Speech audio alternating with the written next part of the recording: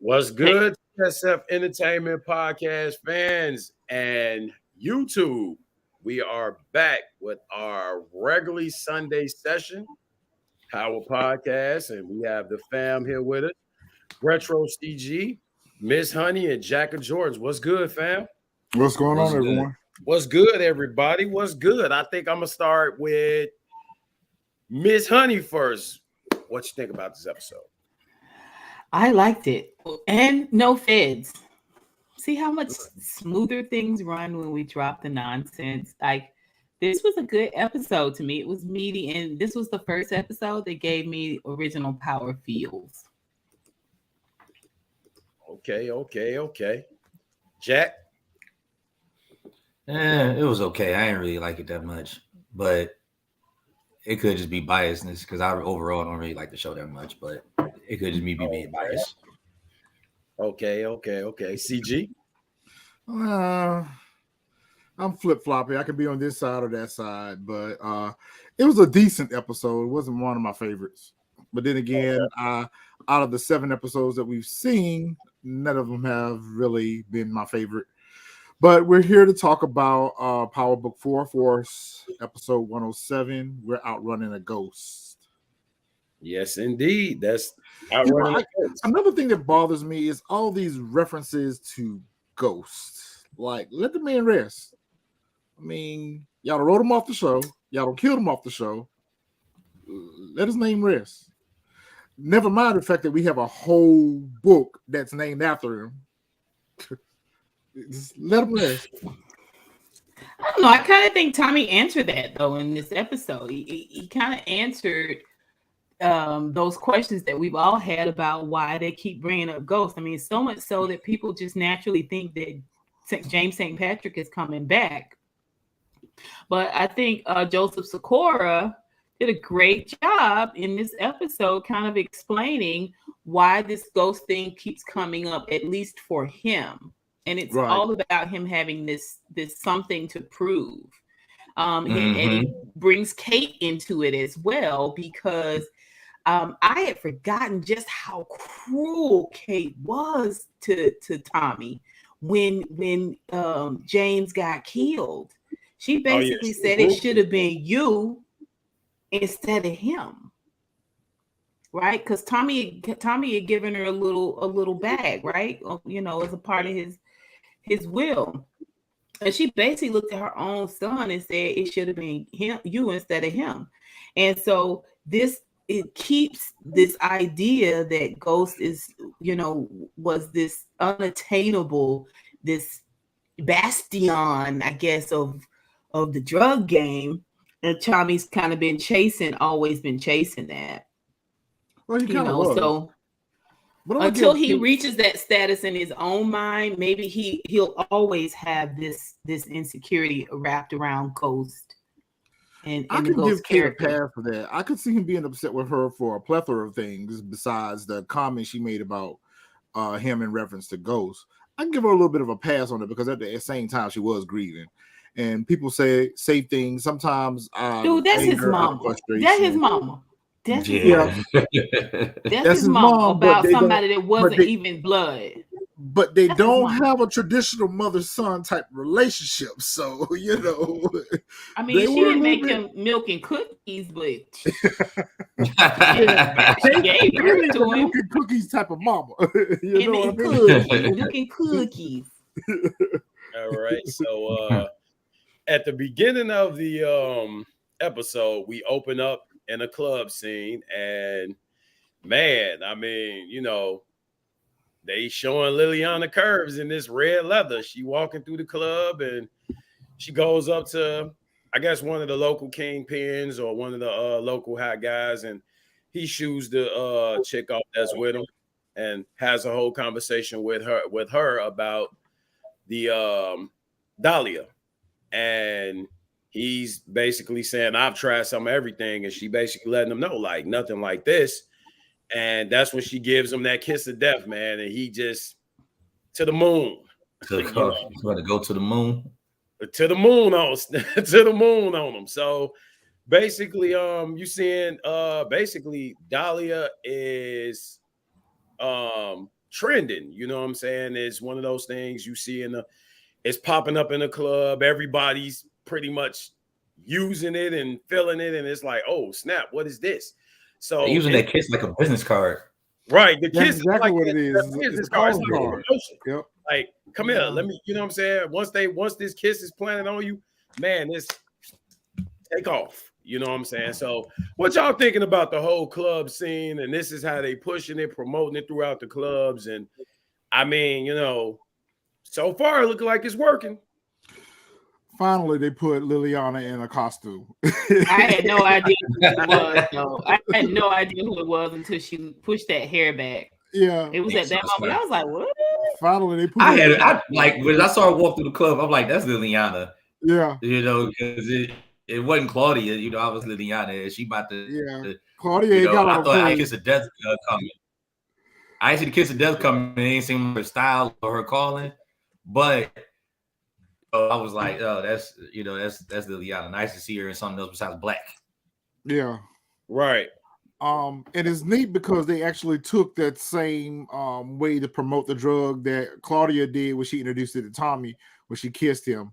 I guess I'm just trying to figure out is the effects of the kiss is only one-sided? You know, the person that's doing the kissing, are they not getting high too? Right. Well, Yeah, and they pour it on their hand. I'm sure you guys know the skin is the largest organ in the body, right? So if you can pass it through the kiss and it goes right to the head, I just don't know why, you know, but these are little scabs. I mean, what do I know? Those little nuances. Yeah. But I like the fact that they are giving they're putting the drug out, they're promoting it.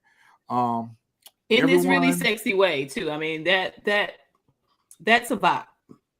I'm a little concerned though, because I think everyone's gonna end up with a little mono, you know, a little mononucleus going on here. I would give anything to have a mono. I would give anything to have a mono panacea as opposed to what we got. COVID, right?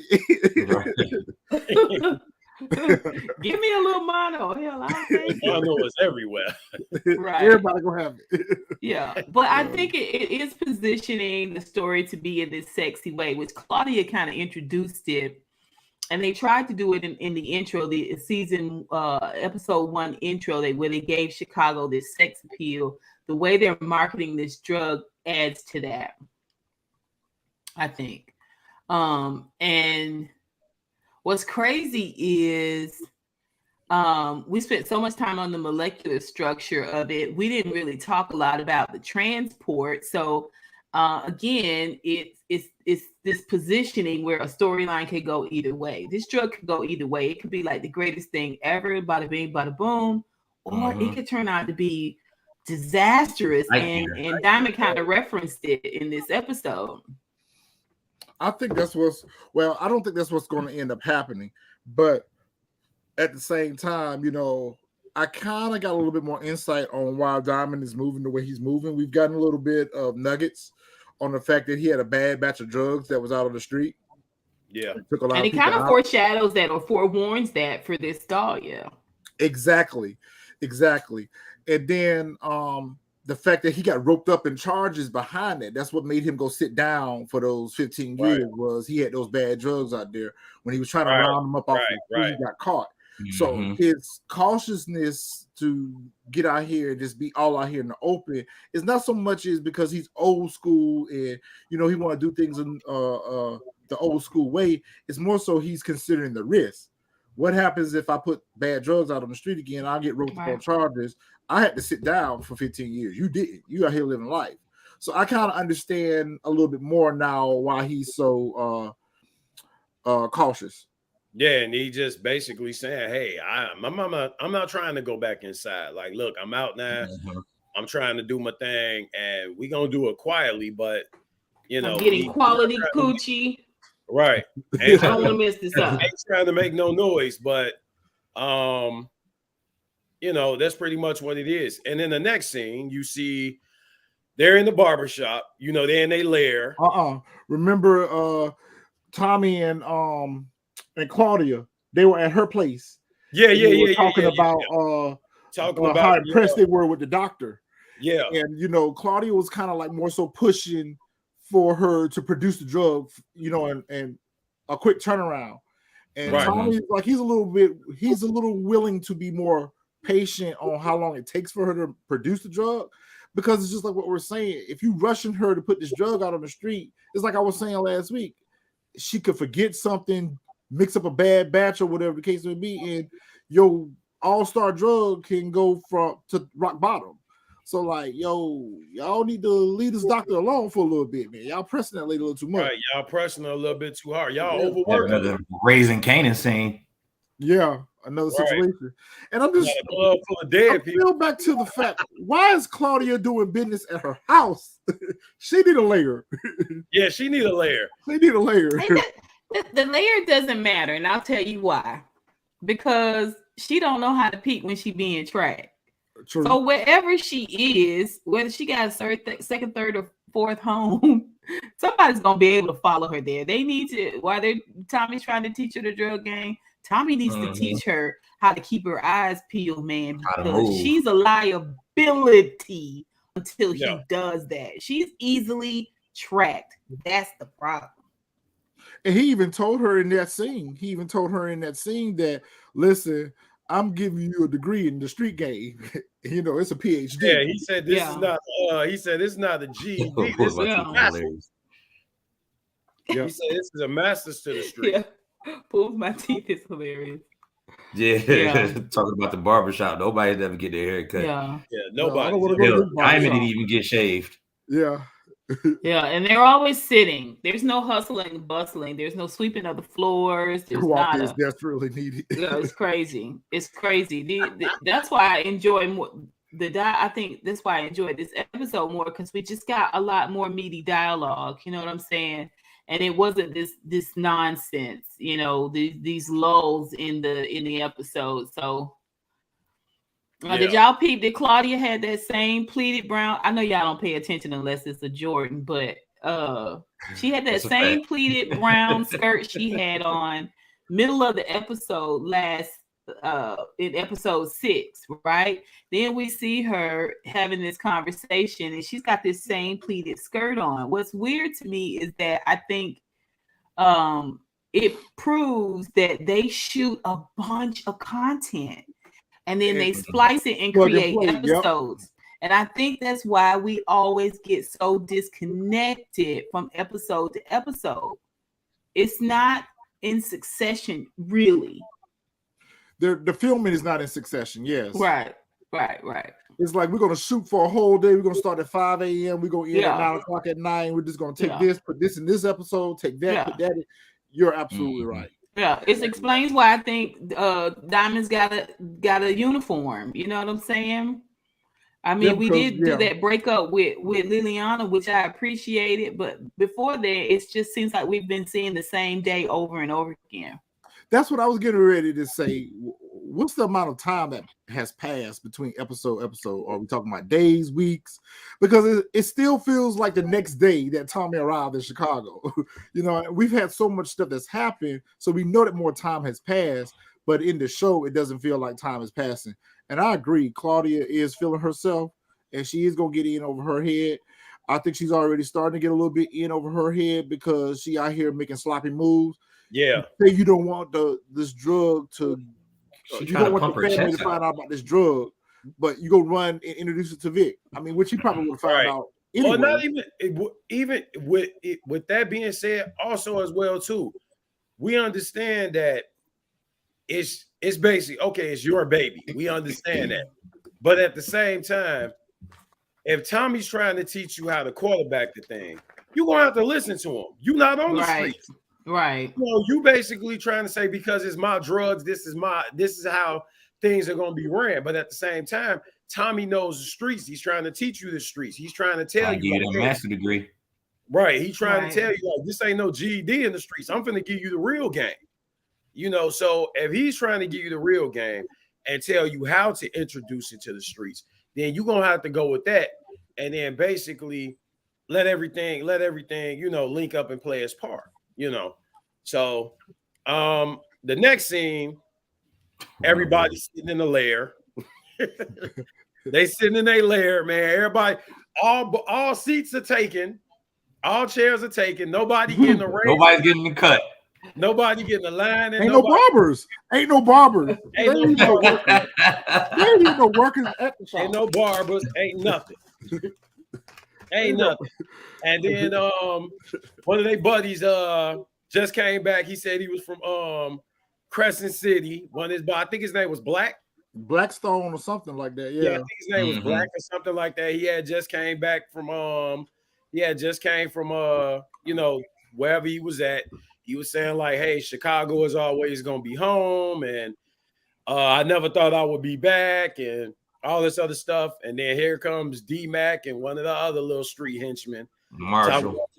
Talking about they got a business preposition, and we find out that they have a cousin in Gary that just got out the military, and basically, hey, look, check this out.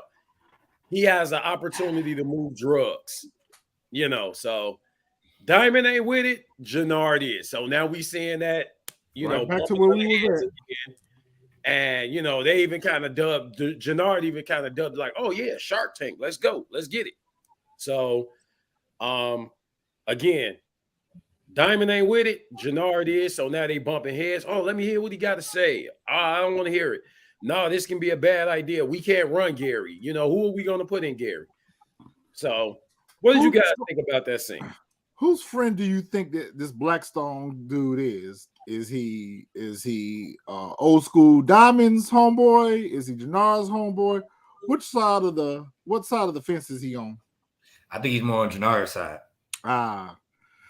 That's only because of where he was sitting at. He was sitting next to Jannard. Yeah, so I look at little things like that. He's the new Elijah. Yeah. Elijah's gone. He's the new Elijah. He's the replacement.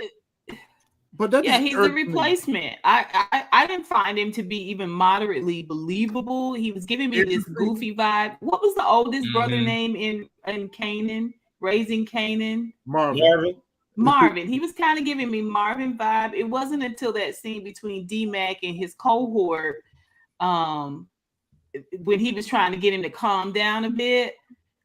I saw the potential in the character at that moment, because he was giving, kind of like, chill, calm down. This ain't what we want to do right now. Yo, y'all need to chill. Like, he changed the energy of that scene, and I kind of enjoyed it. But every point up until then, I was like, I don't know, he's giving me Marvin. I can see the Marvin vibe. I can see the Marvin vibe. But for me, why get rid of Elijah if we're going to bring in another henchman? I mean, it's just, you should have kept Elijah. He was more interesting, and not because he was played by Jeremiah. I just felt like his character was more interesting than this character. Like, this dude, he's boring. Yeah, I think Elijah had more depth. That's true, but he just didn't. All the hype about him being on the episode because he was from the Shire and everything, I would have expected that his character would have. Oh yeah, I really care about the hype for that. Yeah, I didn't care about that either. But in future scenes, he's like, what if Diamond find out, what's going on with that? I think that's gonna play like, a role in it. It's gonna prove like who he's loyal to, at the end of the day. And he could be a mole. He could be Yeah, he could be rocking with Jannard. He could be rocking with Jannard. He playing it close to try to see, which side feels more comfortable for me to be on. Right. He's a hot boy over here. The brother got a little bit more sense about him, and maybe I need to lean more on this side, because on this side, this one right here, he gonna get us roped up. Just like we'll get to that part. Miss Honey, what did you think about Mr. Black? Is that the Freddie Gibbs character? That was Freddie Gibbs, right? Basically, while they're in the little lair, Diamond walks out, and Jannard is talking to D-Mac, and he's telling them, hey, if you want to get this Gary thing going, you owe me one. And basically, you need me to I need to trust you again. So he's basically telling them, go after Tommy. And Jannard D-Mac is like, hey, I gave you your money back, dude. All of it, every dollar. I'm not doing it. So he like, no, just tell me where he's at. I'll handle the rest. I'm smoking them tonight. So he told him, he said, okay, cool. Basically, that's where we at. Jannard is still on Tommy's head. Obsessed. He's I don't obsessed with understand the Tommy. obsession. He's obsessed with Tommy, and it's the weakest. It's one of the weakest points in this Jannard character, in my opinion. It's this whole obsession that he has with Tommy. I think it could be played differently. Right. The way they have the CBI set up, period, this barbershop, this pitch, the way that Jannard is coming with this DMAC, I want to get rid of Tommy thing. They have written CBIs as weak, in my opinion. From the conversations that they're having, the fact that these young cats could come in and check Diamond, you know what I'm saying? You got Jannard and Diamond fighting in front of each other. Like they weak sauce right now. It's weird to me. And we don't really see Jannard level up as a character until he meets the Indiana Connect. It's at this moment he becomes believable as the drug dealer that ran this joint for 17 years, whatever, 16. I don't know. We've heard 3 or 4 different, but this scene is what solidifies it. Up until that point, that barbershop situation, even with him giving D-Mac a second chance, came across as super duper weak to me. They're capable of so much more. That conversation that Diamond has with Adrian, which we're going to talk about, gave him more power. It gave him like this wisdom OG feel, right? Still drug dealer. It just gave him a little bit more, solidified him a little bit more. That barbershop scene does nothing for these actors. It does nothing for the look of the CBIs at all. They're capable of so much more. And it just, the whole barbershop Lair thing, I get it. When he got home from jail and he knew haircutting was his thing, he gave him the barbershop. I get it. But it's almost like, to me, it's almost like, to me, it's just kind of it's kind of like one of those things, just like, is this all we are as a people? Like, our hangout spots is super public. We ain't here talking about drugs, power moves on the street, nothing people. We got young boys running around. Who's in the background? And anybody can walk in the door. Hey, I need a haircut. And you talking about how you moving bricks with the Serbs. Like, come on, man. Yeah. And this was the scene where Jannard comes in with his new discovery, right? And what's the dude in the background? I was like, hey, whoa. It's Nay on the Talkatay. We got right? But they were none the wiser. That's one of the big things right there. Like I just mentioned it, and then you brought it up. It happened in this episode. Question for you guys: with Jannard being hell bent on getting rid of Tommy, I know it's a sense of jealousy. It's a sense of, basically, I got to show you I'm top dog. Do y'all think at some point he's going to regret what he's doing at some point? And like, when I say regret, like maybe him and Tommy come to that confrontation and he realized he done bit off a little bit more than he can chew. Yeah. Nope. Not because there's an obsession with Tommy. That's why I don't understand his ego. He's too arrogant.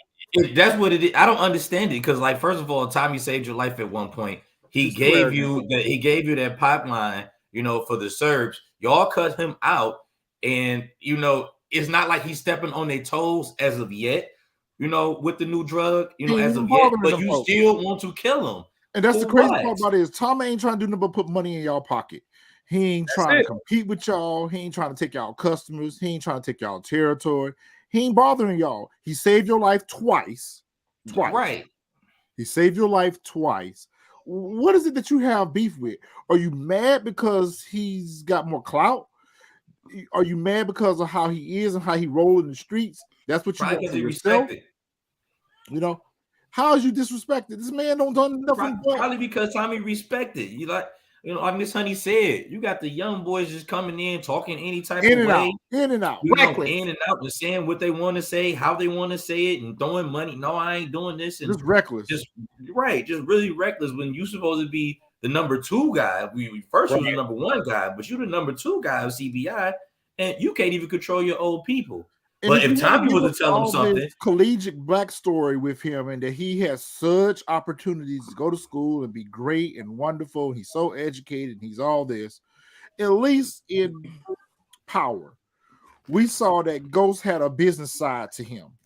And if they were going to go this route, I would have preferred them did the same thing with Jannard. They would have showed that Jannard had more of a business sense about him, where he had fronts. You know, just like with Tommy and Ghost, they had the laundromats, they had the club, you know, they had the parking lots, you know, they had other businesses that generated income. As of right now, you only have a barbershop, but yet still y'all riding around in luxury cars. You walk around with designer clothes on, and the only business front you got is a barbershop that got no customers. No customers, and like y'all should have other businesses. You should have other businesses up. We should have seen another side to Jannard, where Jannard is out here really a boss and moving like a boss, but he's acting like a hot boy. He's acting like a hot boy. I mean, he acts like the knuckleheads he runs. What you guys probably don't remember this, but I used to watch Andy Griffith. They used to have this character, Andy Griffith, and they have this character called Ernest T. Bass, right? I remember Ernest T. Bass. And, right. And so Barney used to be like, Andy, let me just kill it. And Andy would always say, he'd kill you, Barn. He'd kill you, right? Every time Jannard brings up Tommy like he's a force to go against Tommy, I'm like, he'll kill you. He'll kill you, Jannard. You're not on his level at all. You went and did a drive-by and didn't shoot nobody but Liliana, which people thought you went there to save her, but now I'm thinking, did you go there to kill Tommy? I mean, did you ain't shoot nobody but Liliana. Yeah. He was trying to take advantage of opportunity. Jannard will kill you. Like, calm this down. Like Pull My Teeth is saying, you would be better off learning from this cat than trying to kill this cat. Because if you do come to reconciliation with your feelings, it'll be the last thing you do. It'll be the thing you do before you go and pay your phone bill or water bill or whatever, however you guys say it. Right? Like, get that water turned off. He definitely. I already told Abby, go ahead. We can disconnect it. I'm sick of him. I'm sick of him too, because he's just a weird dude. It has no point. This is how you're leaning in with the Tommy situation. At the same time, you promoting Tommy and don't even know it. That's all you doing. That's all you doing is giving him the publicity that you don't want him to have. Yeah, we don't see you put your boys on this Dahlia. Get at me about what's going on with this Dahlia. You're not moving your crew in this direction, which is what a kingpin would do, right? You're still doing this low level stuff that is just putting this. And he's so inept right now, he wouldn't even be able to understand the intricacies of Dahlia. He wouldn't even know how to cut it. The crazy thing is that if he's supposed to have been this dude that was going away with the Ivy League and all this other type of stuff, when are you going to unlock those potentials that you had going to college into this part of, into the underworld? We have yet to see any of that potential. Yeah, I feel like doing that J-Lo meme for him to move differently. I don't see nothing about you says Ivy League. Everything about you says community college. No offense, but everything about you says you're not Ivy League. Like, no, what do we? I don't like hit in the head one time too many with a baseball. The main reason why I don't like the show. And he don't got hit in the head one time too many with a baseball because it ain't here. Oh man! At all. JOJ, you went off. You went off. I'm saying, man, I love it. I love that. I mean, I love that energy, right? Like you're a smart guy. And you see it for what it's worth. I think the actual actors may struggle in this way too, because when we see him with the Indiana Connect, that was a completely different energy. Right. Yeah. So the next scene is a scene that probably answered a lot of people's questions. What's wrong with Walter? He's reading pamphlets about lung cancer. So maybe that's the issue. Maybe Did you guys see all the cigarette placement in this episode Mhm. on the ashtray full of butts? Like, I was like, you guys, come on. Everybody wanted to know what's wrong with Come Walter. Why is he on. sick? Why is he sick? And maybe he's to a point of lung cancer where it's no turning back. Maybe he is refusing treatment, but he might be refusing treatment. Just hey, let it be. I'm not doing surgery. I'm not doing the chemo. I'm not doing any of this. And feel that's gonna show a sign of weakness. Hey, I'm just gonna ride it out. So if they giving him pamphlets, at least we know now he's seeing his doctor, because at one point he wouldn't even go to his doctor. Right. So he takes the pamphlets, looks at them, tears them up, fireplace them. And here comes Paulie, hey, you good? And just fucking peachy. Yeah. I keep saying retro. I keep saying retro. Just fucking peachy. So that's it, man. Let's talk about it. Let's talk about it. Walter just need to go home. He just need to go home. Go home and be with the Lord for them 5 minutes, and then go on down and be with your maker. But listen, what I thought was really telling in this episode was how he's kind of fracturing his relationship with Paulie. He's consistently doing that. And it's positioning the Paulie character to be the snitch that the feds need.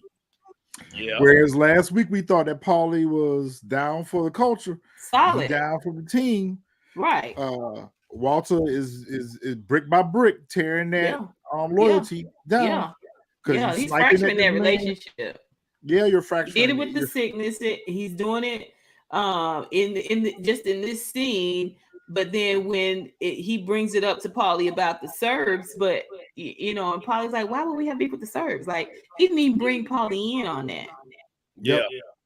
You out here moving recklessly. You creating confusion in your own organization with Vic and Gloria. And Paulie has been, kind of like what we were saying Friday night about Jeffrey and Uncle Phil.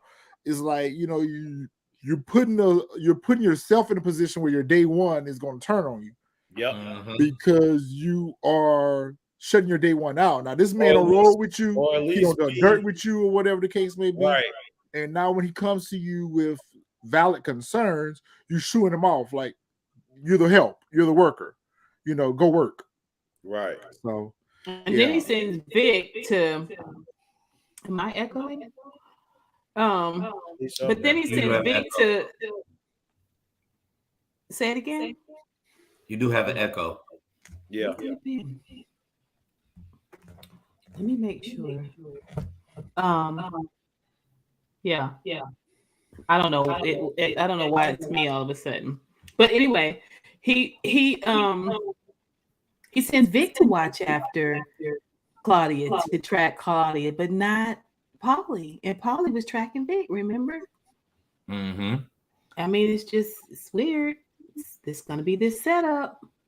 Well, it kind of goes back to what I was saying in earlier episodes, is that he just doesn't think that Claudia is out here doing anything of merit. He doesn't think that she's any type of threat to the organization. He just thinks that she's just a helpless female. And he doesn't realize that she's out here making moves on her own that's going to surpass what the organization is doing, but he don't see it for her. He don't think that she has the intelligence, the muscle, the capabilities of doing anything on her own, which she is.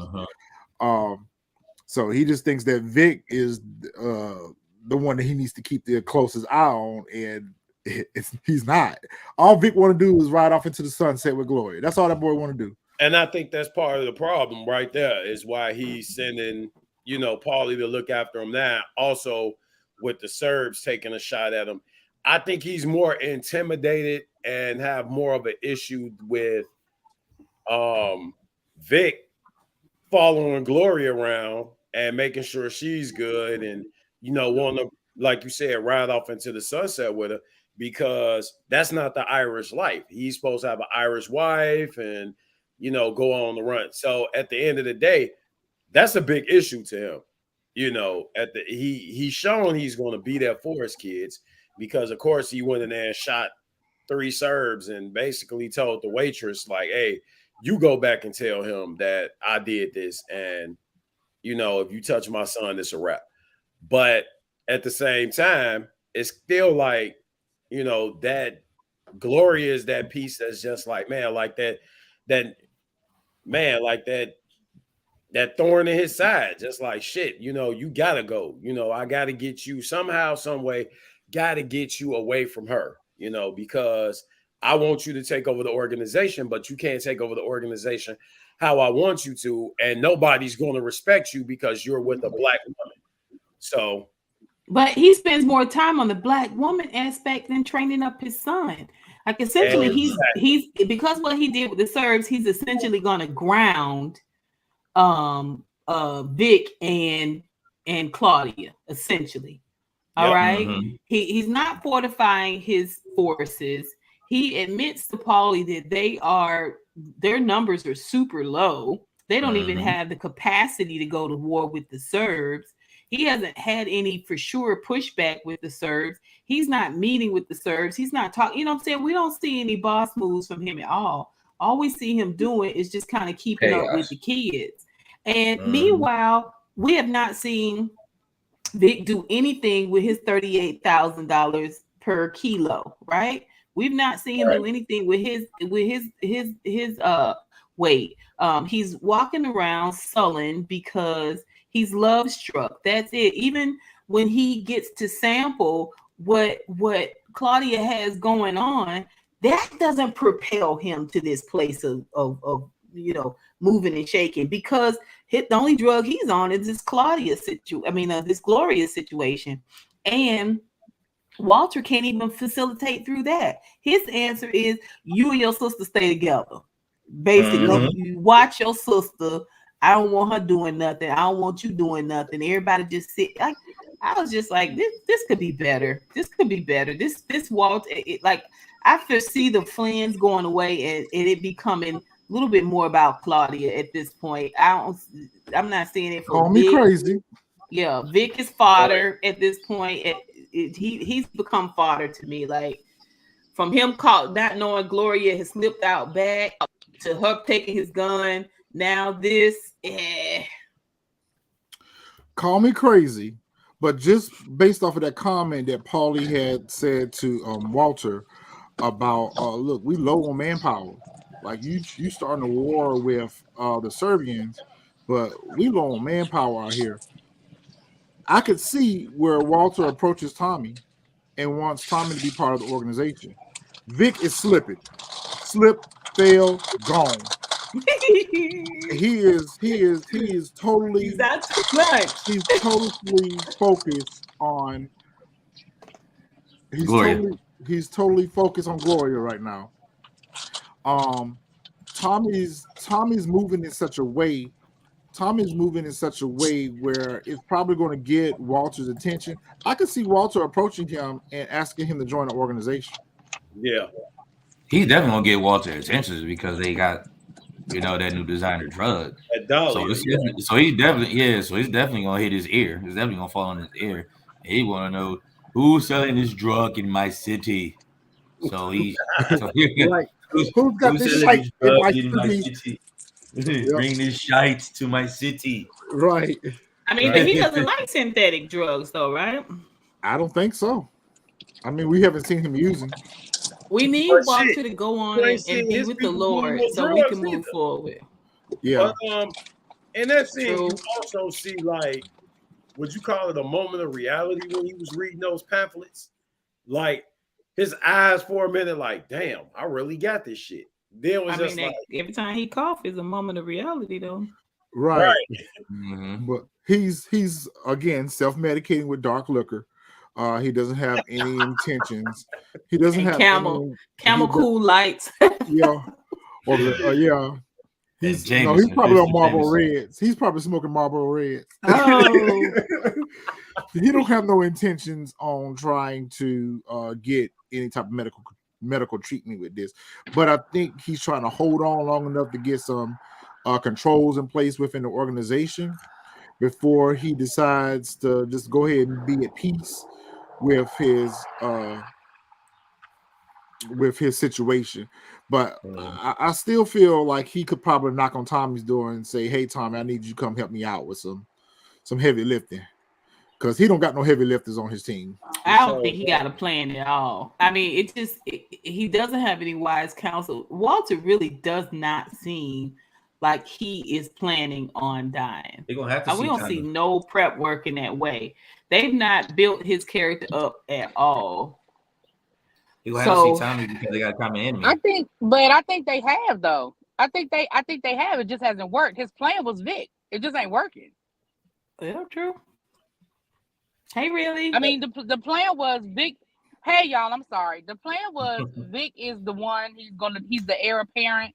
He's gonna take over the organization, and I think he has been raising Vic to be the next. But Vic just isn't. He ain't listening. He's not. He's doing it his way, and so it's not working. I don't think he has a plan B, but plan A is Vic. And I think plan B is gonna be Tommy. Yep. So in the next scene, we see Vic, which appears that he's awakened at Gloria's place. And handling business, he looking out the window, got his face in the sun. And I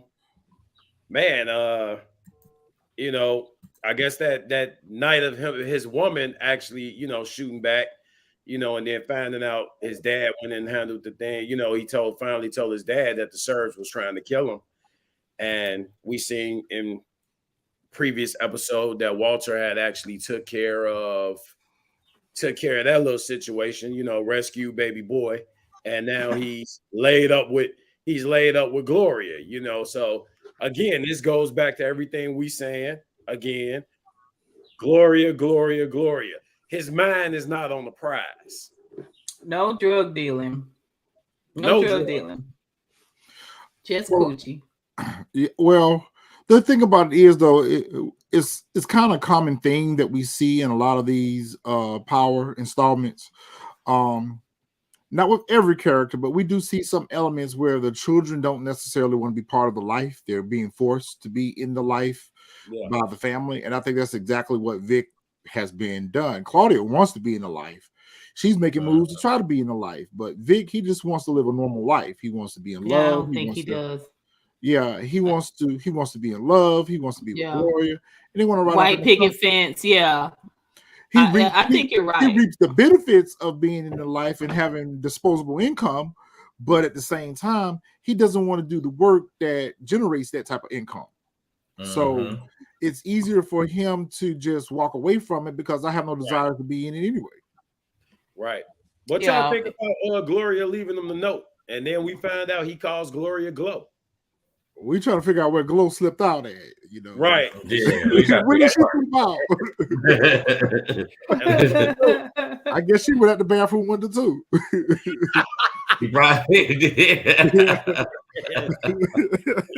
I mean, we haven't really seen Vic show a lot of interest in anything but Gloria, right? Like he's dabbled a little bit here and there, but his only talent, his passion is Gloria. Right. Mm-hmm. That is the only level of interest that we've seen him have. In any of this. And one-dimensional characters, I mean, I don't think they last He is very long. one-dimensional because even when he found out that Tommy was sleeping with Gloria, he just brushed that off. Oh, she'll come back to me eventually.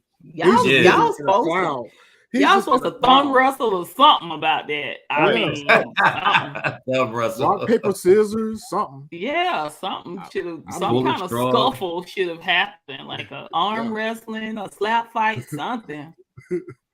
Wasn't no tussle, wasn't no hem up, wasn't nothing. It wasn't no harsh words. It wasn't even no harsh words. He ain't yoked. Did nobody get yoked up behind it? It was just like, no yoke, nothing. Yeah.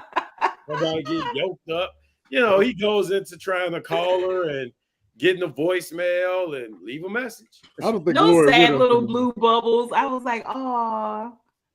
I don't think Gloria with us no more. Gloria somewhere chopped up in one of the Serbs' trucks. Yeah. I don't think Gloria with us no more. She gone. We will find her chopped up in one of the Serbs' truck. Yeah. Y'all been trying to kill Gloria since the first episode. Lord have mercy. No, Retro was trying to kill Gloria since the first episode. I wasn't trying to kill her, but I think this time, because of the war, with the Serbs, that they go hit them where it hurts. Serbs ain't got nothing to do with it. Walter don't got rid of Glory. Glory gone. She ain't with us no more. Either way, like I said, either way, it could go either way. That's how they writing her. Yeah. They could write her out. I did think about that though with the right, and I did think about that with the note. I was like, "Now, is he sure that's her handwriting?" Because it just was weird that she would leave her own apartment in the middle of the night, pack up, and that did seem was that really her it didn't make sense. Or was it I don't know if it was hers or his. Maybe it was his place, but it was weird. I don't know. It just was weird to me. Yeah. Well, it wasn't, and I hope this isn't her exit. I truly hope this isn't her exit. I expected her exit to be a little bit more on screen. I hope that they just didn't do a Judy Winslow on her where she just goes to the bathroom or goes upstairs and never comes back. Upstairs and never come back down. Yeah. What's crazy is that he read the note in her voice. He read the note in her voice, yeah. Which is crazy because he read the note in her voice, but then Tariq couldn't read the note in Ghost's voice. That's because they wouldn't let Ghost come back and read that note. They wouldn't let Ghost come back and read that. He had to read his voice. Finally, get where you belong, little nigga. My team made a good point. Just last episode, Gloria said she wasn't leaving, popping shots. There, she just gone with the note. Bad writing, in my opinion. Yep. Yeah. I think so too, because she was. I'm here for the long run, and because if that's the case, somebody comes after you, they come after me type, Bonnie and Clyde type thing in the last episode. Now she like, yeah, I can't take this shit. I'm out. Yeah, because if that was the case, she should have took the land that Claudia offered her, and at least we would have seen her go away that way. Exactly. We would have seen her go away that way. Wake up the next morning, screw you guys, I'm going home. Like, what the hell? I mean, all of a sudden she loves him too. Like, that's weird to me. They're kind of. I mean, I see Retro's point. They're kind of writing her out, aren't they? Because they had that. Yeah, and I wouldn't be surprised if she is. Yeah, and I wouldn't be surprised if she is kidnapped somewhere, but maybe they're holding on to that to like the next episode or something. I wouldn't be shocked if something happened to her rather than she voluntarily left. Because like you said, it doesn't make sense. Because she turned down the offers last week. She was ride or die. She was, like you said, Bonnie and Clyde in the middle of the street with the gun. It doesn't. It's not congruent. It doesn't fit. So I would not be surprised. However, if that was what they were going to do, I feel like they should have given us more. Like they left it really open ended. I don't know, but I'm with you. I'm with Miss Honey. It could go either way because it would be better writing if she had actually been forced out. Whether it was Walter, whether it was the Serbs. But yeah, if they just let her leave like that, that's horrible. That's just horrible writing. Yeah. So after the note, we go to another layer. Everybody got layers around here. And we in the lab now, and here's Tommy with the Dahlia, and they're having a whole conversation about it, and he's giving Liliana her props, and here's the basically the whole sales pitch is going down. We need to make more of it. We need to get this out on the street. We need to get it moving. Who lab is that? That's Ma's lab. Remember they said that last episode. Got you. Okay. Got you. Okay. Yeah. And of course, they have a bit of a back and forth about whether or not they should make a low-level version of Dahlia. Yeah. Yep. And they want to make a street version of it. Yep. And Claudia's trying to defend the fact that keys sell, but Tommy's like, this is not going to sell. It's too expensive. What about the drug is expensive? I guess that's what I don't understand. I don't understand the drug game. Is it the chemicals that they have to put into it that is expensive? Do they need something that's more on like that they can go buy off the shelf? Well, it can be cut. So since it can't be cut per se, it has to be made in such a high quantity. You know what I'm saying? that, and it can't be cut. And so what they do is typically they cut it, and it creates more volume, right? But because they can't cut it, it's just, this is what it is. You just got this. And so it's kind of like, I guess, buying a Lamborghini. It's a really, really great car, but you put a lot of money into that instead of 6 Nissan Sentras. I don't know. That was a terrible right. way But of what you explaining said, Miss Honey, is pretty much, yeah, that's pretty much what it is. What Miss Honey said is like, when drugs are expensive on the top layer, when you buying it in weight, where the way it trickles down to the street is that they can it cut comes it and then they can concentrated resell and it they water it and they down. flip it. Yeah. Yeah. Right. Exactly. So the Well, fact that you ultimately, can't do it, you can't cut it. He's saying that only a certain number of people can afford, like it's like cocaine versus crack. Crack became so accessible because they took an expensive drug and were able to turn it into a cheap drug. Right. And that's how you were able to flood the lower neighborhoods. Poor people weren't doing cocaine. You know what I mean? Because they couldn't afford it. And it's kind of the same thing, but they were able to figure out a way to make cocaine more accessible by turning it into crack. It's the same. So the fact that they can't cut it, that's what Tommy's like, is we can't, if this isn't something that we can sell in weight and other people can water down, it only stays at that top tier. Right. Got it. But at the same sense, they wanted it where it couldn't be watered down once they distribute it anyway. So that was the issue of making it, how can I say, we got Louis Vuitton here, we got the Swaparama here, you know what I'm saying? You get the Swaparama bag here, you know what I'm saying? Like, you gotta so essentially that's what it boils down to, is having that great value version of Dahlia. And then you have the I don't know what's the top. I mean, one of our top end stores out here is like Jewel, but you got Jewel here, and then you got Walmart here. So you can get the Walmart Dahlia, and then you can get the Jewel Dahlia. You know what I'm saying? So it costs you more money.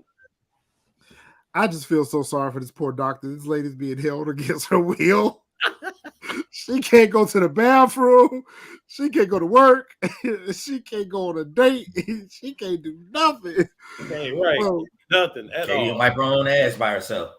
For real. But listen, shout out to Liliana, though. Shout out to Liliana, because she's Tommy's number 2. She was pivotal in winning the doctor over. She was pivotal in keeping the doctor moving, keeping the doctor working and safe, but also letting the doctor know that this is a for real thing. Like, you for real in this drug game, boo. You might as well just go and relax into this thing and make these drugs like we need them to be made. And she's learning from the doctor. But Tommy wouldn't have been able to pull any of that off without Liliana. That's what I'm afraid for the doctor. I'm afraid that Liliana's learned too much, and she saw too much, and she's gained too much knowledge that the doctor's kind of not needed anymore. Once Tommy feels like Liliana got it and she can like make the drug herself, that doctor's life is in danger. Oh yeah, her life's getting turned out. Yeah. I mean, she's Liliana. I noticed her in front of that tablet. We needed to see that too, because this is a really complex thing. This chemist is a doctor, right? She don't just know how to split up the cocaine, right? Like, what she's doing is creating something, right? Through compound and measurement. So Liliana's got a lot to learn, but when we see her with that tablet, we see where Liliana's lockstep with this chick. Yep. And she's learning, like, she's absorbing all of this, and it makes her a sponge, which is why I think it's pivotal that the doctor get on board with it, because as long as she seems like she's in with the plan, I think she'll be okay. And she needed to pull that. She needed to make that pull at the end. You know, she needed to do that. She sure did. In order for her not her life right there. Yep.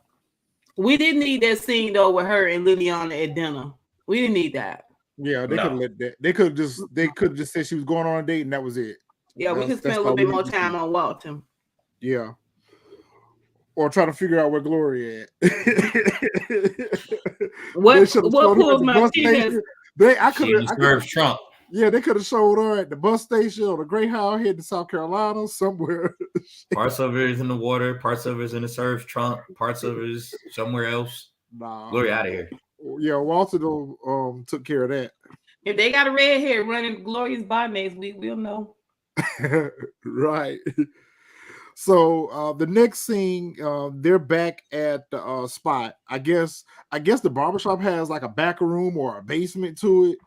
That's where they hang out and do their drugs at. And Oh, I really don't understand what's the difference between they plotting and scheming in the front part of the barbershop and the back, because they do the same thing at both places. So, they back there, they rolling up, they smoking or whatever, and they talking about the Gary, Indiana plan. They want to go ahead and move forward.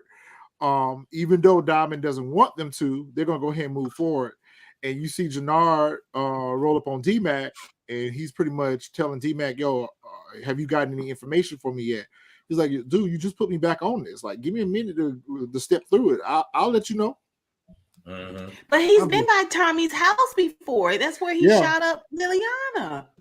Yeah. I don't know. He know where to find Tommy at himself, right? I don't get it. I mean, I'm at a loss. Me either. I'm just so tired of Jannard. I'm tired of Jannard. Please, somebody cut his water off. I already told I would love more from Jannard. I think the writers are doing the Jannard character disservice. I think you can show him in the light that you want to show him as this dethroned former, head of the gang. But I mean, we've just, like Vic, we've just shown him to be this kind of bumbling. His character hasn't been consistently strong. Jannard is supposed to be right. Jannard is supposed to be giving us ghost vibes. Yes. You know what I'm saying? Like thinking in chess moves. If you want us to believe that this dude was on his way to an Ivy League school, I said that earlier. You missed a rant. Right. If you want us to believe, my bad, I'm sorry. No, go ahead. No, Jack and Jordan. I already had my rant. Jack and Jordan went in. Go ahead. Yeah, exactly. If you want us to believe that he's been running this organization for 15 years without getting caught, getting arrested, getting killed, we supposed to be seeing a ghost-like methodical chess game, and he's supposed to be really thinking, like, it doesn't make sense. The fact that he's so impulsive and he's so Tommy-like, it doesn't make sense. If you want us to believe that he's really this, I don't know. Like you said, you already said it, so y'all get the point. Yeah. But it's good to know that you feel those frustrations too. Yeah, we're all on the same page with that. Yeah. What pulls my teeth said it's hard to believe Jannard held CBI for 13 years. You know what? I'm gonna say that's facts. What everybody else is saying, like, Ivy League athlete, and you run around here basically taking ideas from the street henchmen. Like, come on, man. Let's be serious. And don't have none in the pipeline of your own. Right, exactly. In the next scene, we see JP and we see Tommy. Look like they walking down the Chicago Riverwalk. And they're basically having a conversation, and JP like, hey, look, man, I don't want no handouts, bro. Put me in the game, coach. So he ready to hit the streets. What we thinking? Oh, it was just like what we were saying last week, that, give him some work. He wants some work. And basically Tommy tells him, like, look, there ain't no easy shit in the drug game. Like, there ain't no easy jobs that I can give you. And he was like, well, what about washing the money? Like, you can use my club. You can use my club to wash the money, which we said last week. And I think that's ultimately what's going to end up happening. Either he's going to bring JP in on the cut, because in the preview for next week, they say they need another person to help cook up the drugs. Because that lady, just like they kept saying all this episode, she tired. They had her call out her job. They had her call off on her job. They were about to make her miss her date. It's like Liliana told Tommy, like, look, we can't keep this lady here 24/7. People going to start looking for her. Right. We got to let her go. So we need some more help to manufacture this drug. So they're either going to bring JP in to help cut the drug, or they're going to use JP's club to wash the money, which they can really do both. They can have him help cut the drug, and they can have him wash the money through his club. Getting tired of the wash the money through the club storyline too. I'm kind of tired of that too, because we've seen it in every version of Power. We've seen it. He can put he can put that money into the home though, building that house out. JP's no good at it, but he could hire a contractor. I thought it was really nice that to see JP outside of the kitchen. Right. I mean, I didn't feel he was as scammy. He's not as scammy outside of the house. He's not as. But he wanted to go back to the house. Remember, he said when they was at the club, he was like, "Listen, we could have hung out at the house with a couple bottles." Right. I don't understand. I don't understand why JP don't have a club turban, a club. What you call that skull cap? He need a club skull cap. The same skull cap you wearing in the house. Doing these nonsensical renovations is the same skull cap you wearing walking out on the pier. Then in the club, you still got this skull cap on. Where is your after five skull cap, sir? Where is it? Where is it? Right. This character is paper thin. It's paper thin. That again, this is the Sunday for fodder. I think the JP character, like Vic and a couple of other people, could get snubbed. They are potentially fodder for this season. Any of these people can go and we wouldn't miss them. And that's the characters that get killed, are the characters that don't really have meaty storylines. We also found out during this scene that Miriam, which is their grandmother, I believe it is, she's had a stroke and an aneurysm. So they're having that conversation.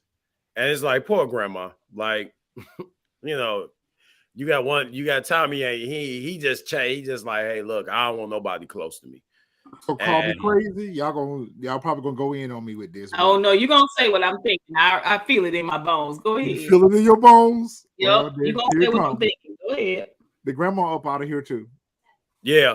She done. I think grandma gonna die off camera though. They just gonna That's not what I was thinking. That's not what I was thinking.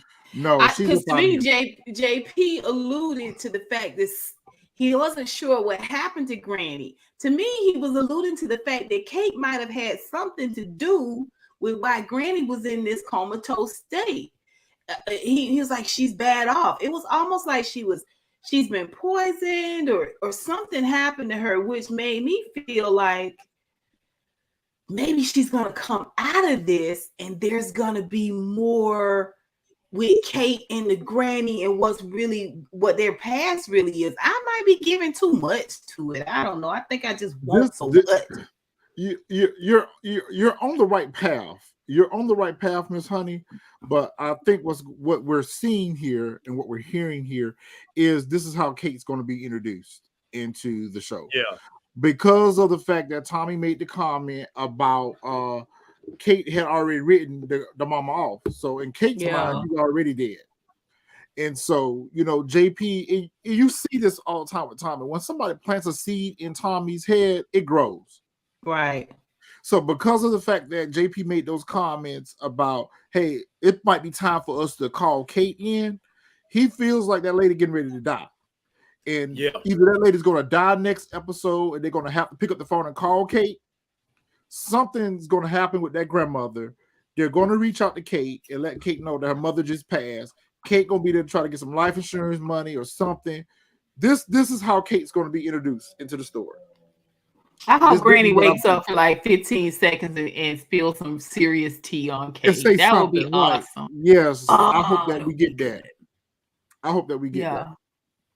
I hope that, but that's what I think that you were seeing them, Ms. Honey. You're right with your assumptions, but it's just the writing. The writing wasn't clear in the direction that they're going, but because they had a whole scene where they had a whole conversation about forgiveness and the lady bad off. She ain't gonna be here with us much longer. And they haven't showed her but one episode. That was the first episode, and that was it. But the fact that they keep talking about her, to me, that's their way of introducing Kate to the to the story. Yeah, and it's a death without being a death too, so to speak. It's a death that's unaffected by it. Yeah. Mm-hmm. I agree. And we don't see in this scene, you know, They walking down the river walk, and I mean, y'all already know what time of the show it is. JP got them Nigel Sylvester's on. Yep. So yeah, buddy. I'm struggling. I'm worried about the skull cap. Y'all looking at the shoes. Yeah, buddy. What you got? What you got there, Jack? Uh-oh. Ooh. Uh-oh. Uh-oh. I'm gonna be in trouble for this one. Yeah, you are. Go ahead. What you got? Oh, I don't want to show it. Oh, oh, oh, oh. Wow, those are all really pretty. Those are all really pretty. With the Nigel Sylvester's on, and it was mentioned in our podcast during Bel Air that some of our podcast fans actually like the part where we actually show our shoes. So yeah, we appreciate it. You guys. That's how I enjoy it. Yeah, I enjoy it. And you guys always have really beautiful shoes. There you go, Miss Honey. What pulls my teeth is kind of like on the same wave you are. Talking about JP's getting on her nerves, crying and begging all the time. I was so glad to see him outside the house. That alone made him interesting, in my opinion. And like I said, a lot less scammy. He seemed more brotherly outside of that house. I don't know. He's like a mean RBF going on. They need to give him more of a storyline. I guess once they bring the whole D-Mac situation in, we'll see more of a storyline with him. Right now, he's just on the bench. And they could go anywhere, they can go any direction with his character. They're not choosing to go anywhere right now because they got so many other story arcs that are going on outside of JP. JP is just he's not even a recurring character. He's waiting in the wings for something, for them to need him for something. So I think once we make that connection on camera that D-Mac is his son, I think we're going to see a lot more substance. I think we're going to see a lot more usefulness of JP's character. As of right now, he's not useful to. I don't know if we talked about it. Hayla D, I don't know if we talked about it or if I just did it in my review, but we were talking about it in the comments. I think maybe that's what it was. That the way D-Mac is positioning himself, I don't know. It kind of seems like JP's gonna end up sideline in whatever way, whether he gets his water disconnected or not, because D-Mac is positioning himself to be closer to Tommy than he is his own father. Mm-hmm. Tommy is this heavy hitter. He can't be trusted. Last week, D-Mac was moving around like, oh, he can't see me. To this, in this episode, he's talking to Tommy. He has no fear of Tommy, but he's afraid of his father, although his actions kind of say that he thinks his father is weak sauce. So this goes back to what you were saying earlier, Miss Honey, about the wardrobe and them all dressed and wearing the same clothes all the more episodes. This goes back to what we said. The reason for that is, I feel like we should have gotten this scene after the connection had been made that's his uncle. I think that this scene came too early. Yeah. Because that's powerful. Yeah.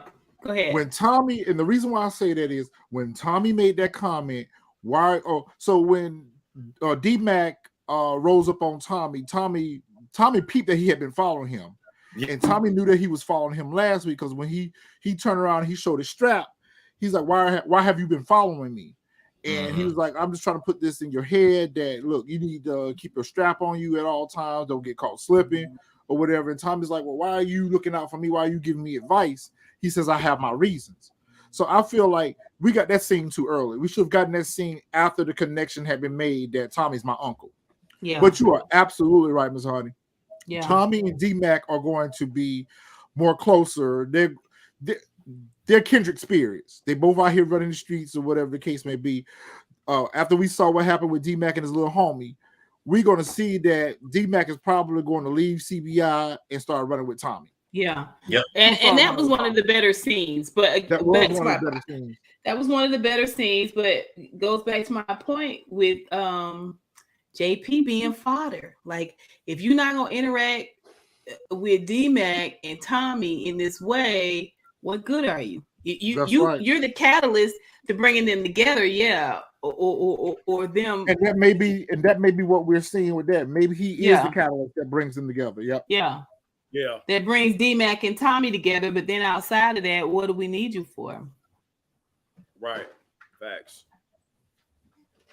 So yeah, he rolled up on Tommy and basically Tommy let him know. He basically let Tommy know, like, hey, look, I got my reasons for, watching out, and looking out. And I'm letting you know that don't get caught lacking. And if you haven't heard that, it's a street term and it's used a lot out here in Chicago. If I catch you lacking or don't get caught lacking. You know what time it is? So we caught lacking. Don't get caught lacking, right? Yeah. So he just don't get caught without it. Yeah, right. Don't get caught slipping. That's what we say in the South. Don't get caught slipping.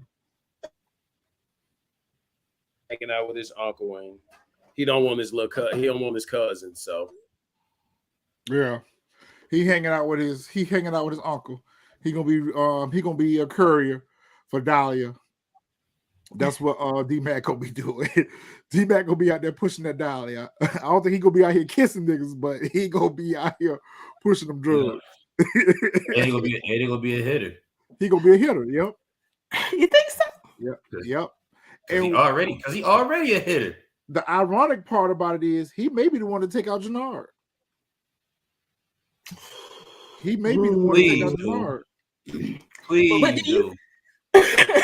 Do you see the energy? Like, I do feel like this show is catching a little momentum now, and I'm just wondering, is it because we're coming, we're rolling down here really fast to the end of the season, or do you think we're seeing this shift between Courtney leaving and 50 Cent taking more of a lead?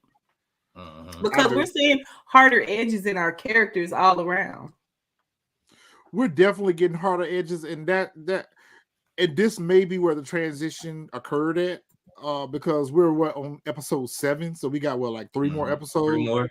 3 more episodes, and the season's over, and we're finally starting to get the momentum that we've been looking for. And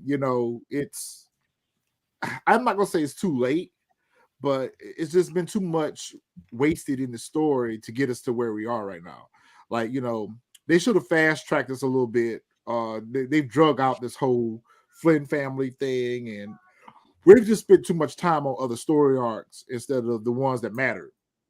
Because we instantly were interested and engaged when we found out that Tommy had a brother. We were instantly invested and engaged when we found out the brother had a son that was running with Jannard and them. But they spent very little time developing any of those stories. Yeah. So I think what we're going to see in this episode and going forward is that development of those story arcs. So I think that's what we're going to get.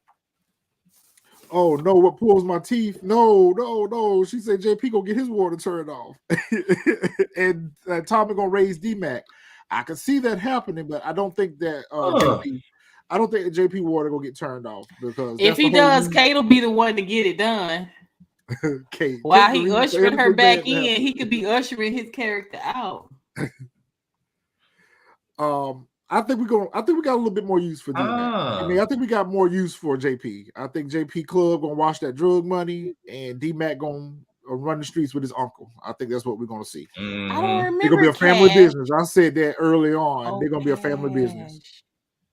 Cash was a kid though. He was a super young kid. Yeah. Well, you know how so was Yaz, and what, she 13 now? But it seemed like he did have a little bit more dialogue with Cash, but we didn't really get a lot from the Cash character though, did we? No. Because essentially you're saying it pulls my what pulls my teeth is saying he's going to be more like a father figure to D-Mac. Essentially, that's what you're saying. I think more of a mentor, not necessarily a father figure, but I think more of a mentor. Let me help groom you into this game, know, that we in, so you can be a little bit more than just a hitter. Yeah. I get it. So we back at Walter's place. Claudia and Vic, they over there. Walter is pretty much telling the kids that he's going to put a detail on both of them, to keep an eye on them, that he's looking for there to be repercussions from him rolling up on the Serbs. Claudia, she's sitting there. They all love dark liquor. That's their solution to all their problems, is drink a bottle of dark liquor. And J-Mo. I don't know what they drinking, because they drinking out of decanters, so we don't know what they got. They might be drinking some of that. They might be drinking some of that expensive Ribby. Yeah, they classy base. Yeah, they classy. I have decanters too, but I usually drink out the bottle. But what we see is Claudia pretty much tell her father that she don't want no security detail. Like, she good out here. I don't need no detail. I don't need nobody watching me. And, they pretty much have words. And, Walter pretty much tells her, like, listen, she like, basically, if you want to protect me, give me a gun. And Walter tells her, like, look, you wouldn't know what to do, but you wouldn't have the strength. What are you gonna do?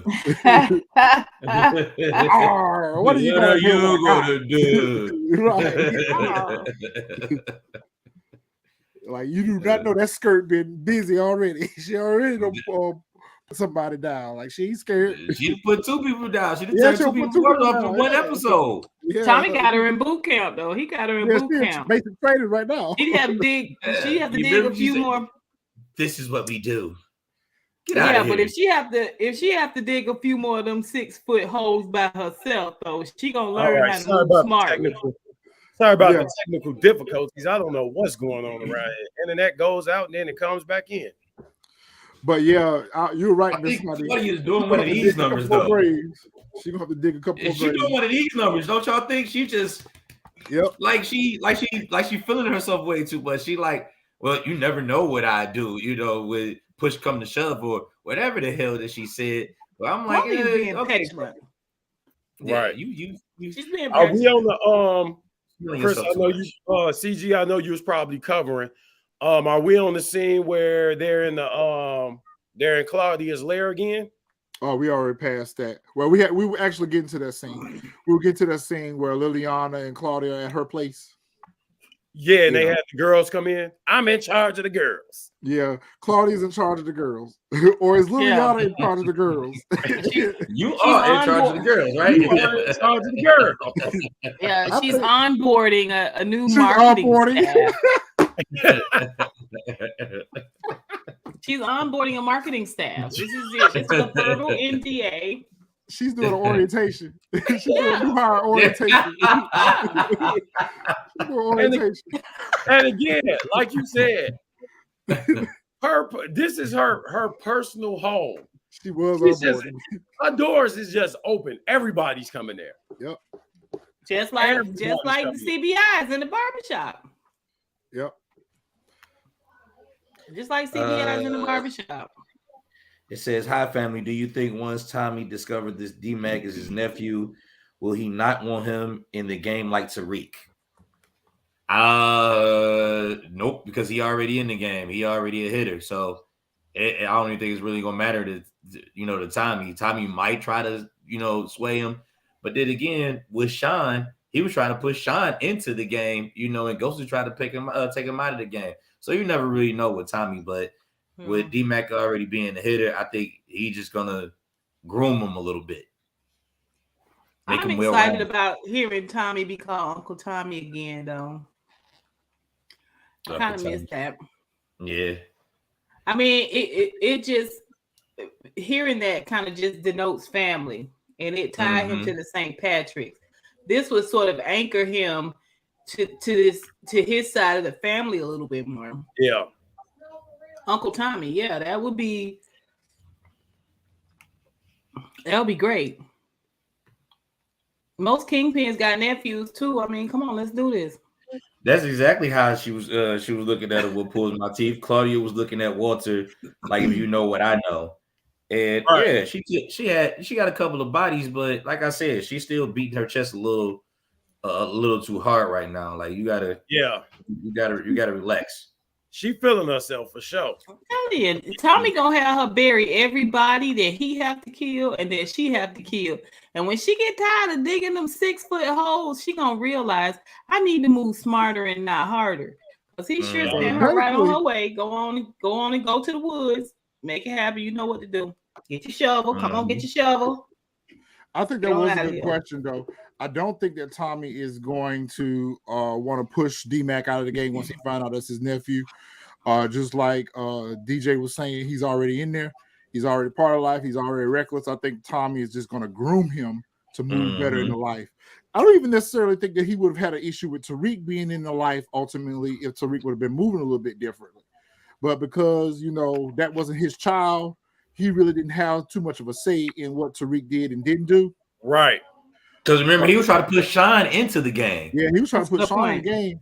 And Ghost was trying to keep him out of it because he was like, we need to do better by Kanan's son and this and that. But Sean was kind of like wanting to be a part of the game. He wanted to be more than just a driver. And as far as Claudia, I mean, these two bodies right here, technically it wasn't her fault that she had to dig these two graves. It was her daddy's fault. And it's like what she said, that's his problem, because I told him I ain't want no detail on me anyway. But yeah, right. Pretty soon she's gonna she's gonna get. But how she's moving is alerting Walter. Yep. Walter would even be tracking her if she would move a little bit better.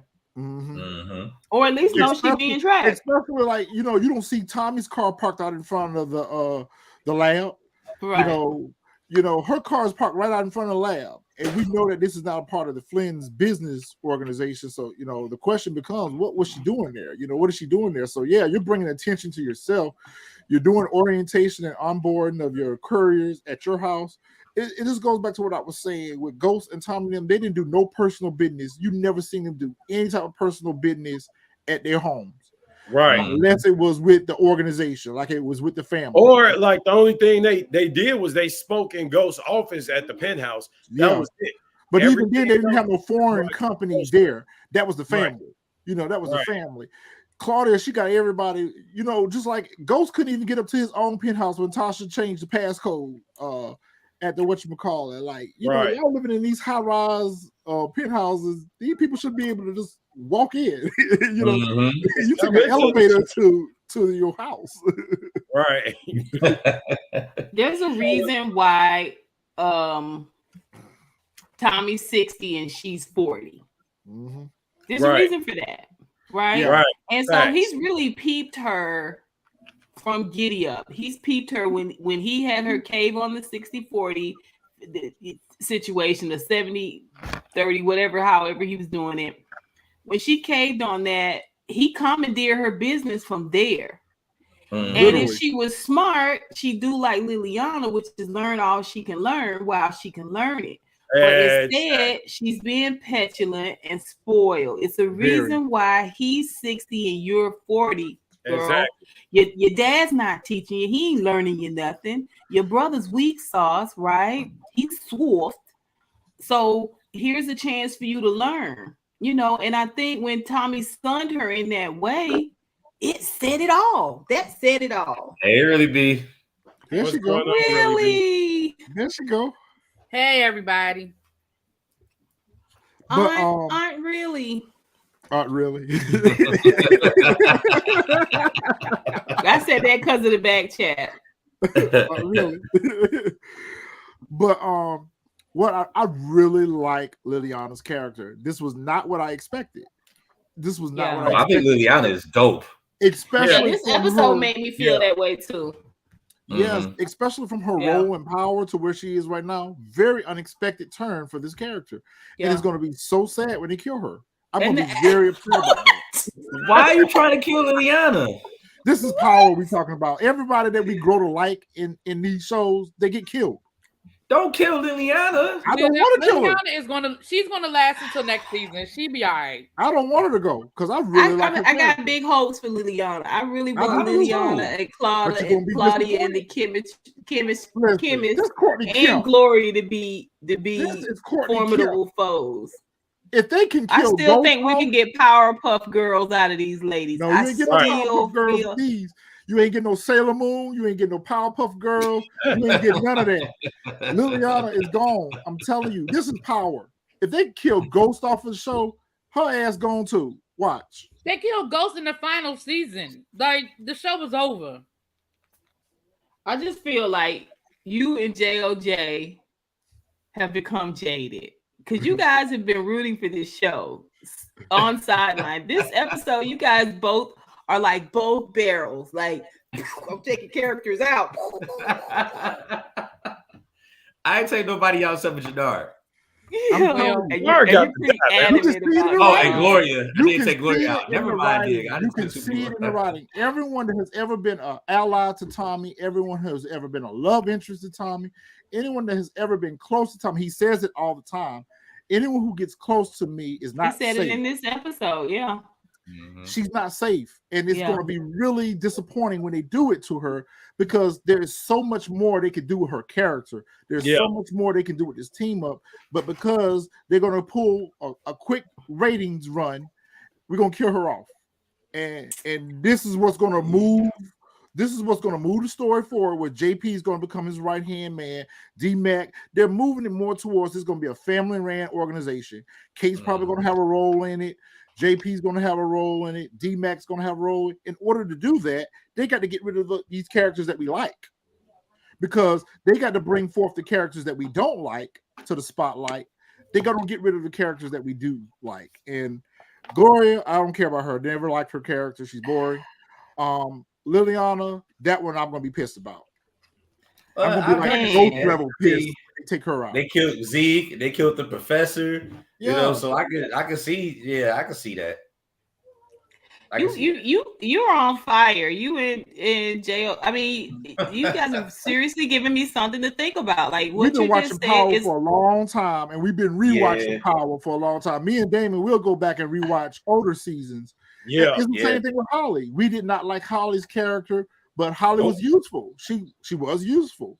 But guess what? Every time we get a character that we feel like is going to be pivotal to the story, they take that character away from us and give us some. It's just like what they did with this black guy.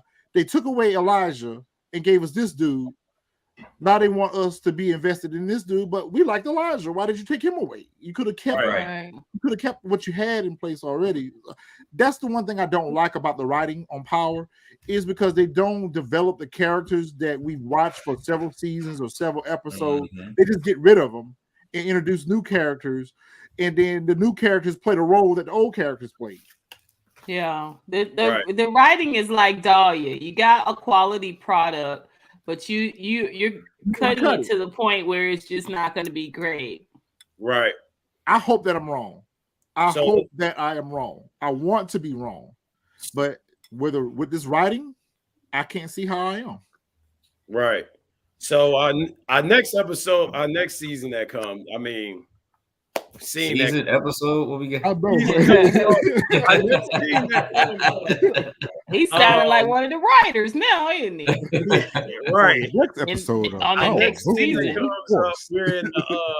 We're in the lab and Doc is telling Liliana that basically cutting it, it's all bad. You know what I'm saying? Like things are not connected in the way it's supposed to. You got this one molecule that's supposed to connect with this in order to create this. And this is where this glow comes from. And then we get Tommy that walk in like, we don't need the glow. Damn the glow.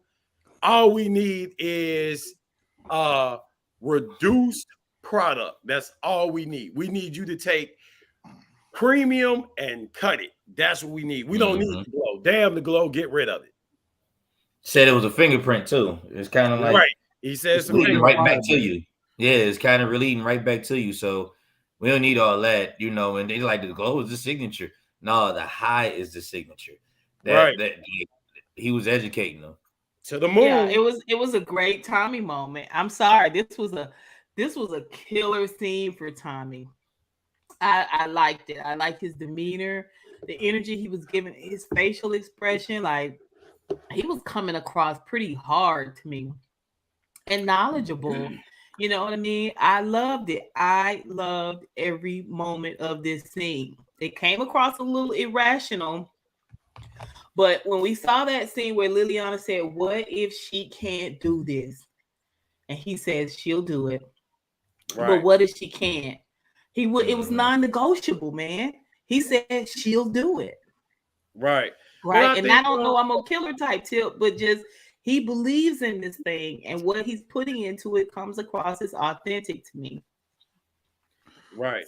So is this where I can rain on everybody's parade, or do y'all want me to wait? No, go ahead. Go ahead, rain away. What's going on in this podcast this Sunday? It's out, white is black, up is down. What are we doing here? Let's get it. Let's go. So last night's episode, I really was done with the show. I was like, I'm over it. I'm done. I feel like with this whole designer drug, this whole we in the lab, we got to figure out the right molecule. This whole the scenes where the people are coming in and just kissing everybody and making everybody pass out. It turned into a Marvel comic show to me, where you have this super drug, and I was waiting for the Avengers to come in out the sky and try to get rid of Tommy and his crew because they have this new super drug. I wasn't feeling it. I'm not feeling this. To me, they going too far with this Dahlia thing. I hate that episode. Granted, I don't know nothing about the drug game. Contrary to popular belief, I don't know nothing about the drug game. But it just was it turned very comic book to me. I mean, and I know that it may just be me, but it turned very comic book to me with those lab scenes and then the kissing, and because I'm still with retro. How does it make everybody else high, but it don't make you high? You don't get high. I don't understand. That doesn't make any sense. Even if you are even if you are already high off of it, when you take another hit, you go from here, but you bounce right back up here when you still get that same. So I don't even understand how you able to even pull this off. Everything you just said, or minus the Avengers part coming out of the sky. That's what I felt like, the whole drug thing and the kissing thing. And, yeah, it was very comic book to me. That's why I didn't like the episode. Yeah, and so like that's why I think I put that in the group text last night. I was like, yeah, I got a lot to say about this because it just was too much. It got to be too much at that point. I was like, yeah, y'all are going left. Like I feel like they jumped the shark on that. They going real. Mm-hmm. I get the whole. I mean, I'm okay with the designer drug, something new. For a new drug. Because I know synthetic drugs do exist. Like we know they do exist, but to me, they just taking it too far. Does that make sense? That makes it definitely makes sense. I mean, and then like Jack said, basically with the high thing, it's basically like no ceiling to how high you can get off Dahlia. Right. It's no ceiling. Like we've seen, and we'll get to that. We've seen where they want to pass this throughout the so-called kingpins of the drug game. So everybody they got targets, and that was the whole emphasis that Claudia wanted to put when she was in charge of the girls. She wanted to put the whole emphasis on, hey, look, you got your target, stick to that target. This person, this person, this person, this person, this person. So we saw that when they hit their marks, they continuously gave these drugs. And it was no ceiling whatsoever. They just kept getting higher and higher and higher and higher. It was no crash. It was no nothing. So I get exactly what you're saying. I agree. I pretty much feel the same way. Minus the whole comic book thing. But I do think that they're stretching it. I think they're stretching it. We get the point at this point. We get the point that the drug is great. Everybody wants a little taste of it or whatever. But now I want to see them distribute the drug. Because at this point, I'm tired of the sampling. I'm tired of the taste testing. At this point, I want to see it move weight. Like Miss Honey said, I don't mind the kissing thing because it brings like a sex appeal to the whole thing. But they both should be getting hot. How does it work on one and does not work on the other? Yeah, that doesn't make sense. Yeah, and the whole kissing thing is cute. Like I mean, it's cute, but again, I don't know. It just like I'm not even exaggerating. Like halfway through the episode, I was really like, I feel like I'm watching an Avengers movie or something. Like it just the whole vibe got very gimmicky to me. It was less Scarface. It was less Scarface and more X-Men. You know what I'm saying? I mean, what pulls my teeth, we said that last week too, that they need to put some makeup on her, like especially at the beginning scene when she was at the club and she was all dressed up. She moved her hair back to see it. She moved her hair back to show the scar, but the really scar she is had her. makeup The on her. scar is her calling card. It's Like her that's calling card. Yeah, that's her. She's Scarface. Like she's the Joker because of the laugh. Like she's got to Two-Face. have her thing. She Two-Face. This is what I'm confused about. Like I feel like I'm in an alternative universe. I've come here consistently every Sunday now for I don't know how many Sundays, and I have been picking at the scabs, and one by one, you all have been trying to bring me in line. Really, B is the assistant to the devil's advocate. Wait a minute. And she is always the one to say, no, I get it. No, see, you gotta look at it from this perspective, right? And then Retro's like, you gotta really think about how it well right? And JOJ has been like, I can see it. That makes sense because I come here today with my positive vibes. You know what I'm saying? I want to be more analytical. I'm on board with this thing. The episode wasn't half bad, and really B's like, I ain't feeling it. And Retro's like, they could do better. And JOJ is like off with their heads. Like, what is happening here? What's going on, you guys? I'm gonna tell you what it is for me. Is what it is on all of the shows. I study more the writing. I study more the writing than what they show us on camera. What they show us on camera and how they write the story is two different things, and that's what frustrates me because the writing. When you foreshadow and you look ahead on what's going to happen or what could happen next, is not what they're trying to emphasize in the scenes that they're showing. It's just like the scenes that they've showed today is like you cut out scenes that are more useful and leave in scenes that are not useful. And so now it gets you going with this back and forth thing. Like, well, it could go this way, it could go that way. In your writing should be, one direction. We should be going down this pathway. We should know at the end of the season what characters are going to last to the next season, what characters are not going to make it. At this point, it's a free-for-all because everybody can go except for Tommy. Everybody can go except for Tommy and maybe Diamond. Maybe Diamond and Tommy are the only two people that I feel are safe. Everyone else, they can go. You kill all of them off. It wouldn't matter. I think with the drug thing, you guys mentioning, I think more so with the drug thing is that you have like so many episodes and so many different books and seasons of Power that all we've been accustomed to is coke, wait. Not even weed. That's a really good point. And then distribution. You hear about the distros, and then you didn't see too many couriers. You didn't see couriers in Raising Kanan. You didn't see couriers in book 2. Well, you kind of did in book 2. Huh? I said you kind of did have little couriers in book 2, but I get where you're going with that.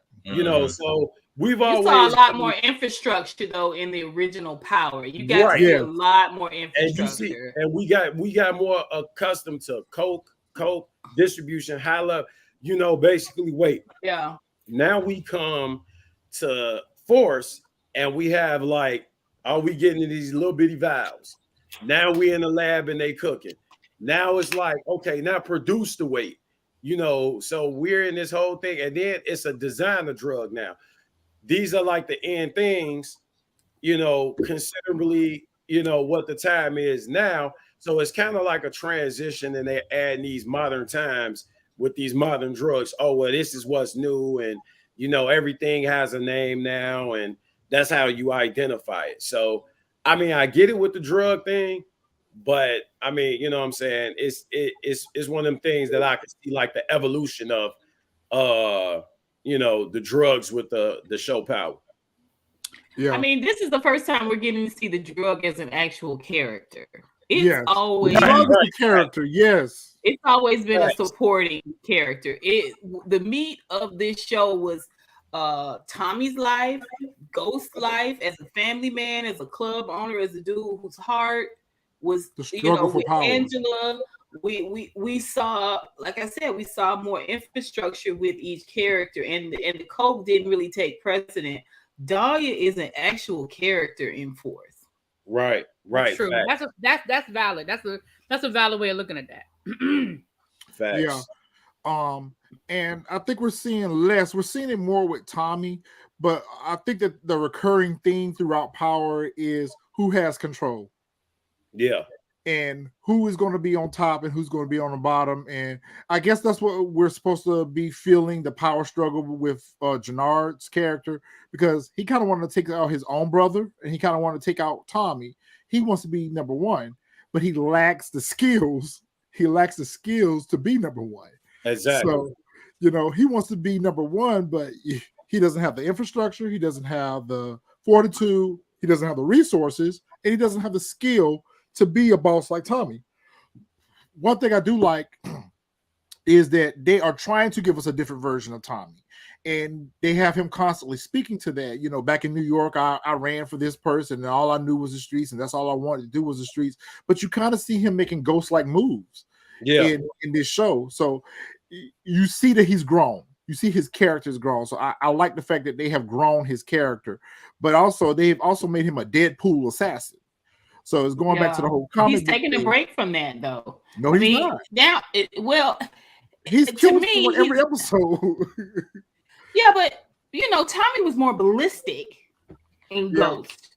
Yeah, that was one of the Ghost was always trying to get him to calm down. I mean, they was burying bodies behind Tommy every episode, right? Yeah. But what I was going to say was, you see a lot of growth from the character for sure, and you see him where he is doing a great job. Joseph Sikora is walking that line where he kind of hated Ghost, but he loves Ghost. He wants to do his own thing, but he's continually putting those things that Ghost taught him into play. And he's now seeing the importance.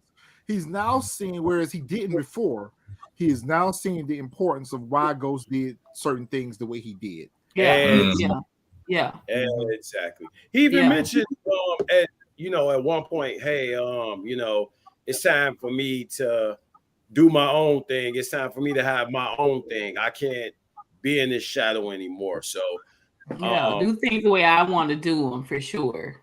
Right. But at the same time, you still have this whole, what will my brother do? You know what I'm saying? What will Ghost do? Yeah. Now he doesn't really have anybody but Liliana. Right. And we do see him try to have this moment with Diamond because they've had several long walks in the park, but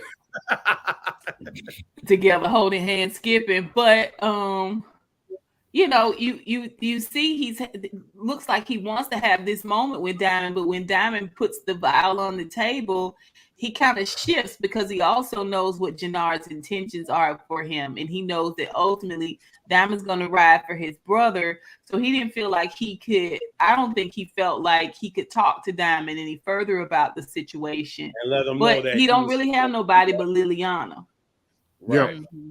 And before, he could always bounce things off of Ghost. I agree. And, it even comes up to the scene where now Tommy's outside and outside of the lab, and he's speaking with Liliana, and she's just saying, hey, basically offer me a cigarette, have a conversation. And she's letting them know, like, hey, the chemist is burnt out. You know what I'm saying? What are we going to do about the people who's going to start looking for her? And she has a date. What's up? What we going to do about this?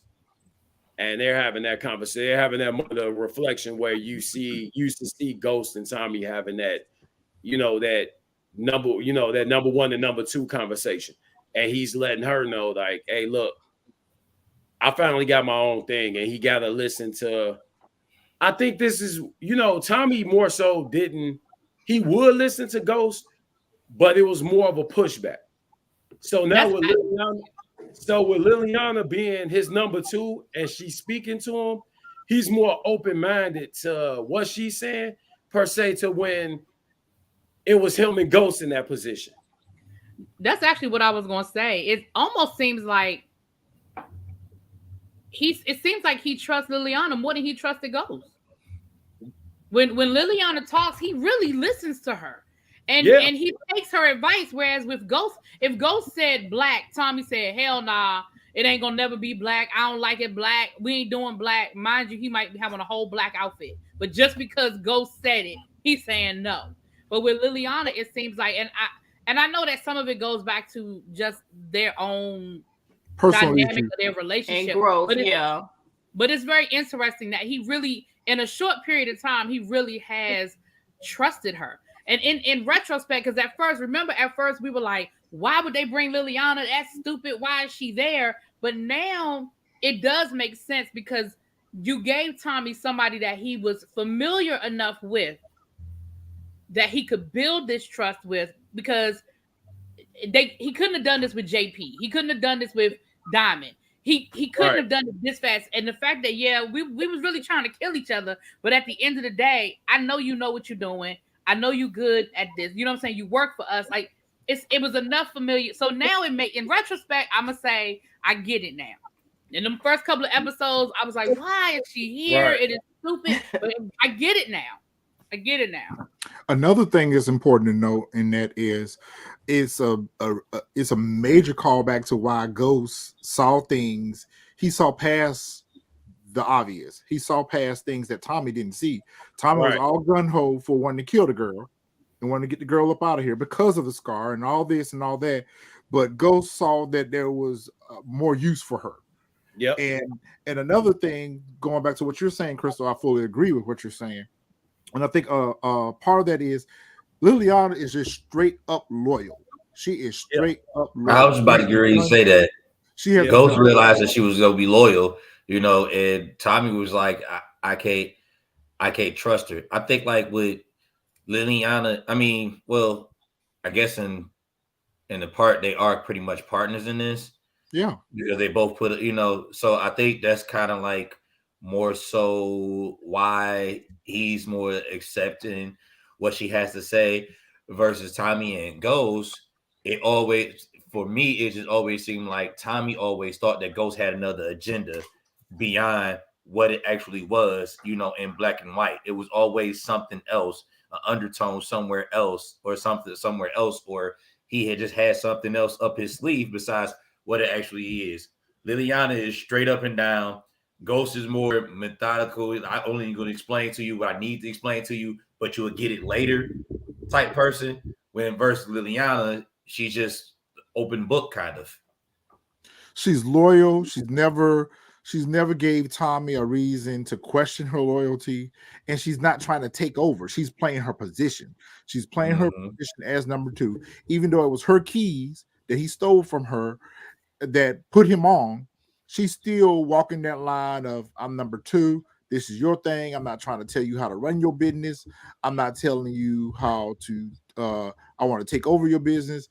She has a very good right-hand man approach to how she deals with Tommy. And she's also the voice of reason, just like Ghost was. Ghost was the voice of reason because Tommy was so erratic and he just made irrational moves. She's giving him other things to think about, just like she's telling him in this scene, look, the girl tired.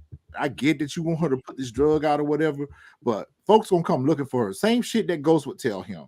Look, people gonna come looking for her, just like when he didn't want to kill that witness.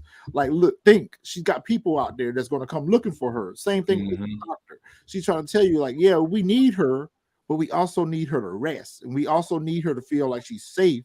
You're running up on her, you yelling at her, you threatening her, you're going to run her off before we can extract from her what we need to extract from her. Like, let her be useful, but at the same time, let's give this girl a little freedom. Like, you can't keep her tied up in this lab and think that she's going to produce good work for us. I love Liliana's character. I think they did a great job. I think Liliana shows us what really B and I already know, which is why girls are awesome, right? Like, she's everything she needs to be, right? She's still emotional. She's still empathetic. She's still a great listener. She's got his back. She's a writer. She also can take a blow straight to the face, right? Like she's you know what I'm saying? She's scarred, she embraces it.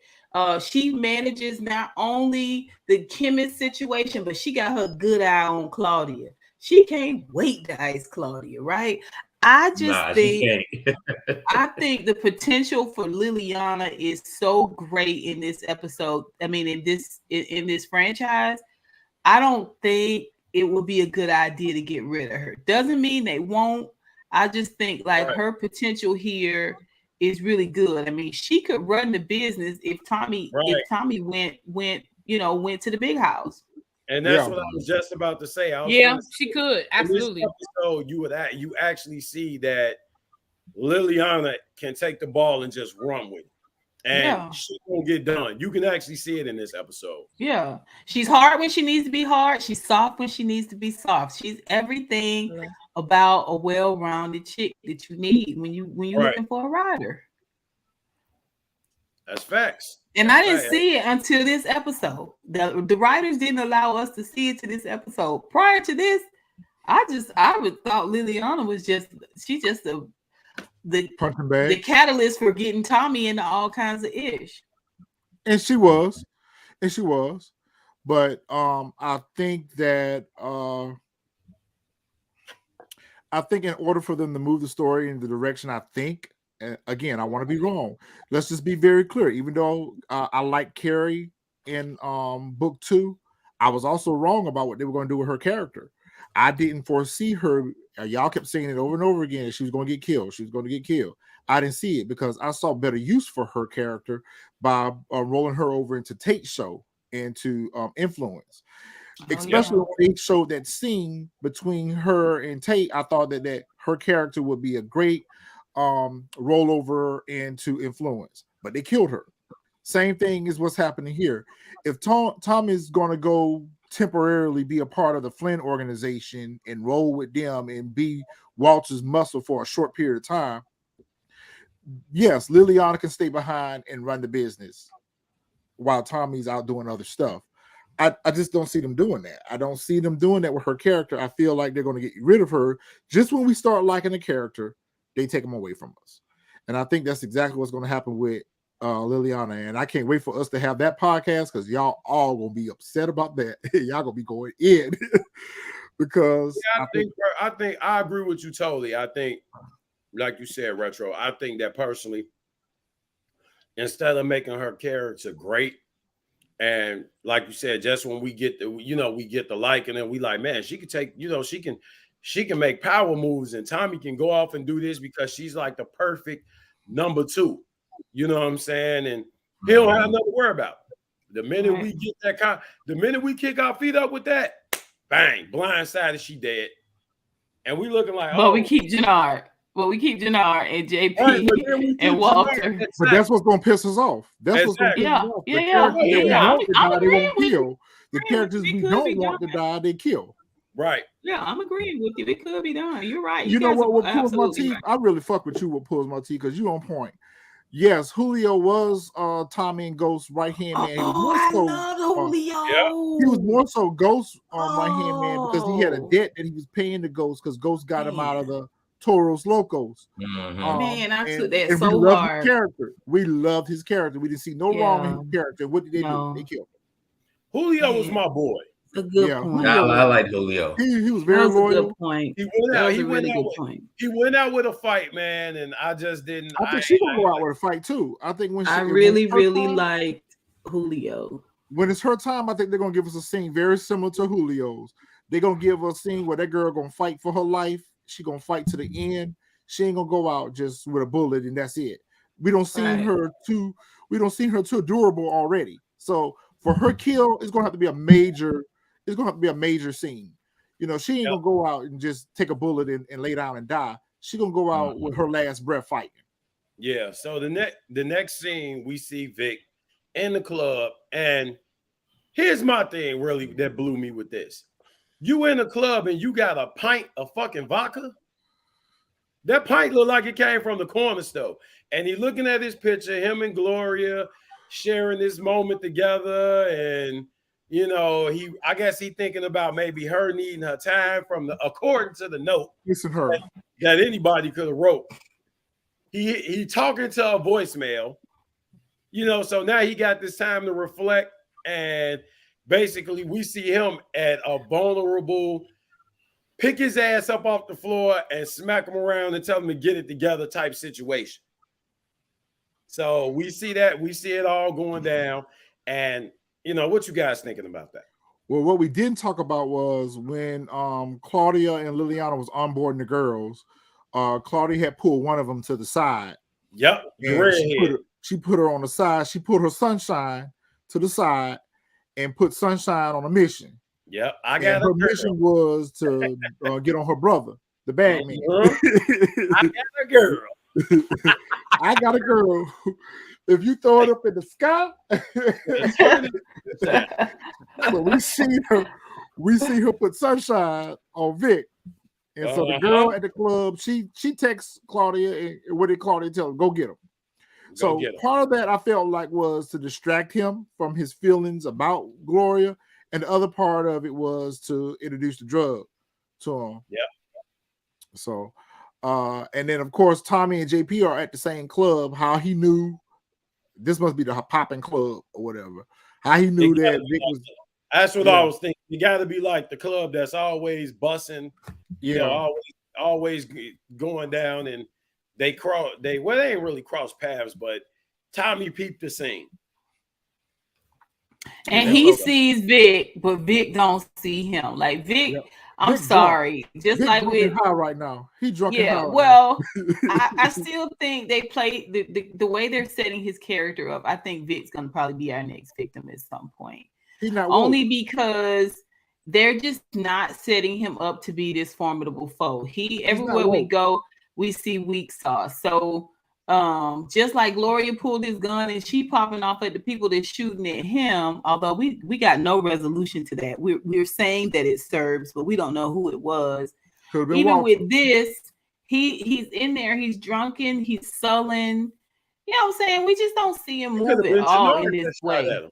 Yep. It could have, for the story, I think it was the Serbs, but it would have been better if Walter. It's just like what Mecca did with Zeke and Monet. You know, he had the hired crew come and shoot at them to make it seem like it was another threat. But it was really a stage, you know, act. So I think it goes back to what we were saying about how they do these scenes too. Yeah, it could have been that, but you know, his mind is all over Gloria right now. He ain't thinking about anything else, but he did get introduced to the drug as well. So she's trying to create a demand even with her own family, which, you know, that could come back to bite her in the ass, because if she didn't want her been better off giving Walter a kiss. Exactly. Because Vic didn't do nothing with it. He didn't even, he didn't even inquire more about it. Yeah. She would have been better off kissing Walter or Paulie, in my opinion. Gloria going without a trace, but Vic up in the club getting high and drunk. Yep, that's what I was saying too. What pulls my teeth? Vic ain't he think about Gloria. he ain't thinking about nothing else right now. He thinking about Gloria, but Dahlia got her.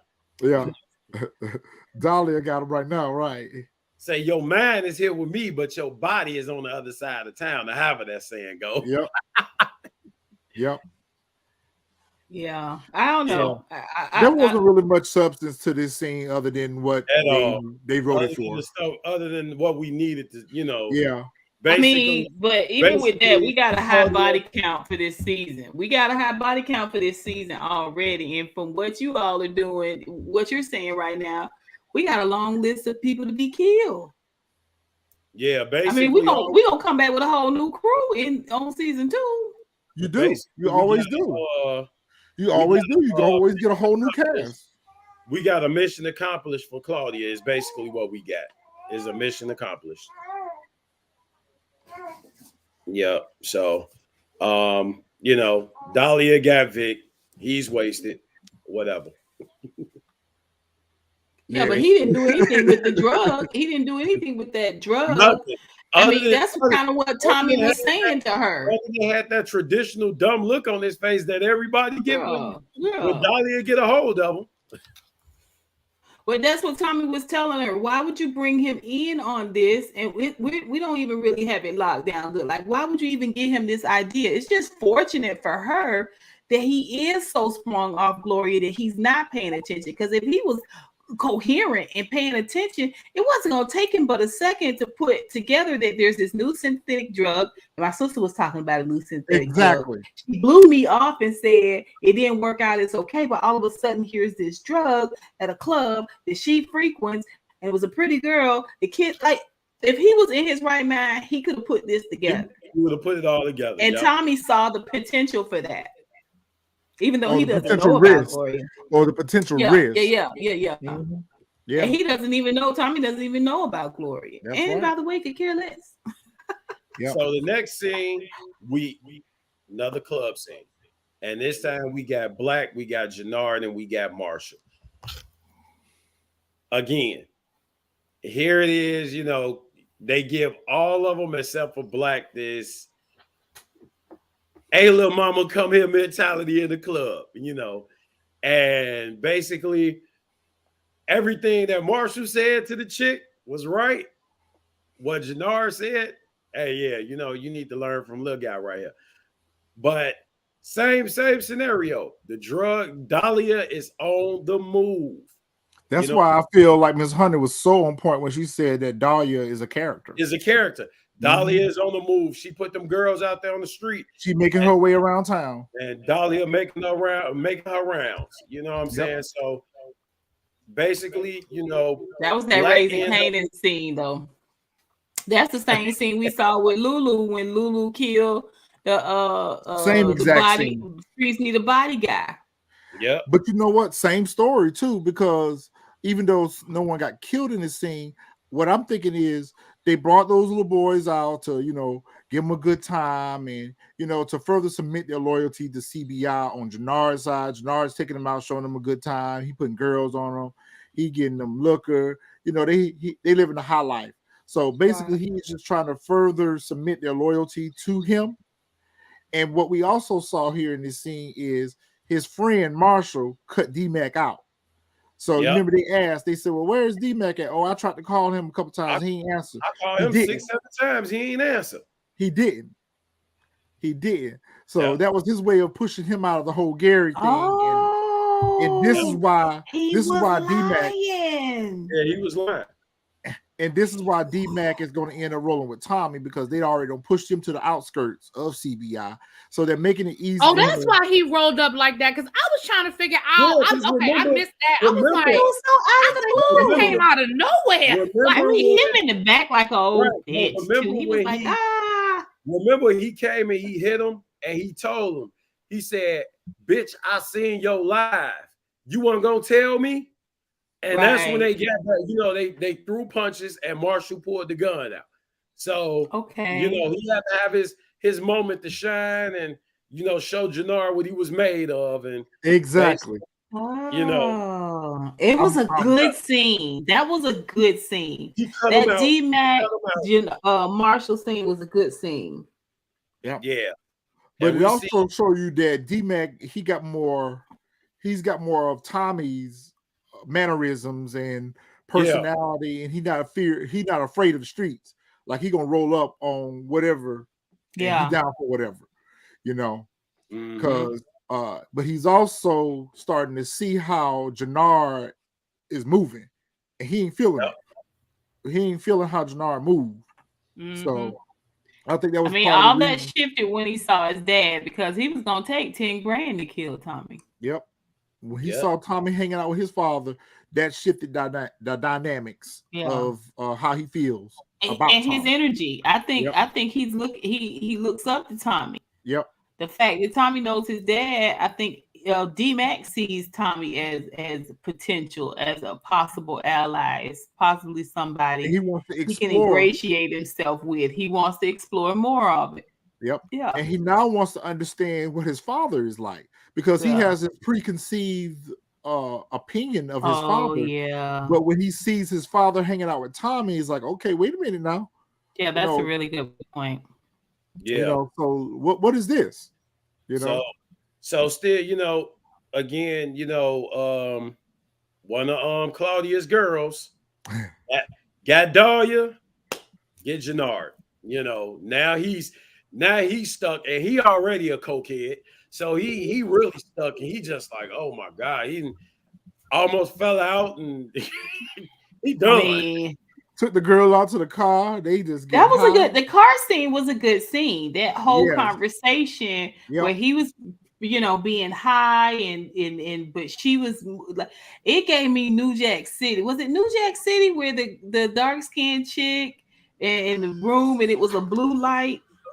And sorry about that. It was a blue light on, and it was just it kind of gave me that But for feel the to first it too. time, we finally see someone take an interest in the drug. Yeah, He fucking old girl, but he in that moment he asked, and he's I want focused on that in. interest too. He's Yes. focused on that interest. He was like, Yeah, I yo, like how he want came in the in. barbershop talking about it. It was But you know misplaced, what, right? though? But I like also it. I also respect the Coria in that scene, because as he asking about the drug, she like, yeah, I ain't giving you too much information, but I can point your ass in the right direction. Because Yeah, when he like, hey, I need all the way in, she like, oh, you already in. And I'm yeah, like, oh shit, like, it was a subliminal there, but at the same time, she was just telling him like, hey, I yeah, ain't giving you no more than what you already know right now. yeah, You know what I'm saying? I just tell you, you got what you need to know. Period. That's yeah. right. It was That's a right. throwback. It was definitely gave me New Jack City vibes. Like these are the nuances I enjoy. I think this episode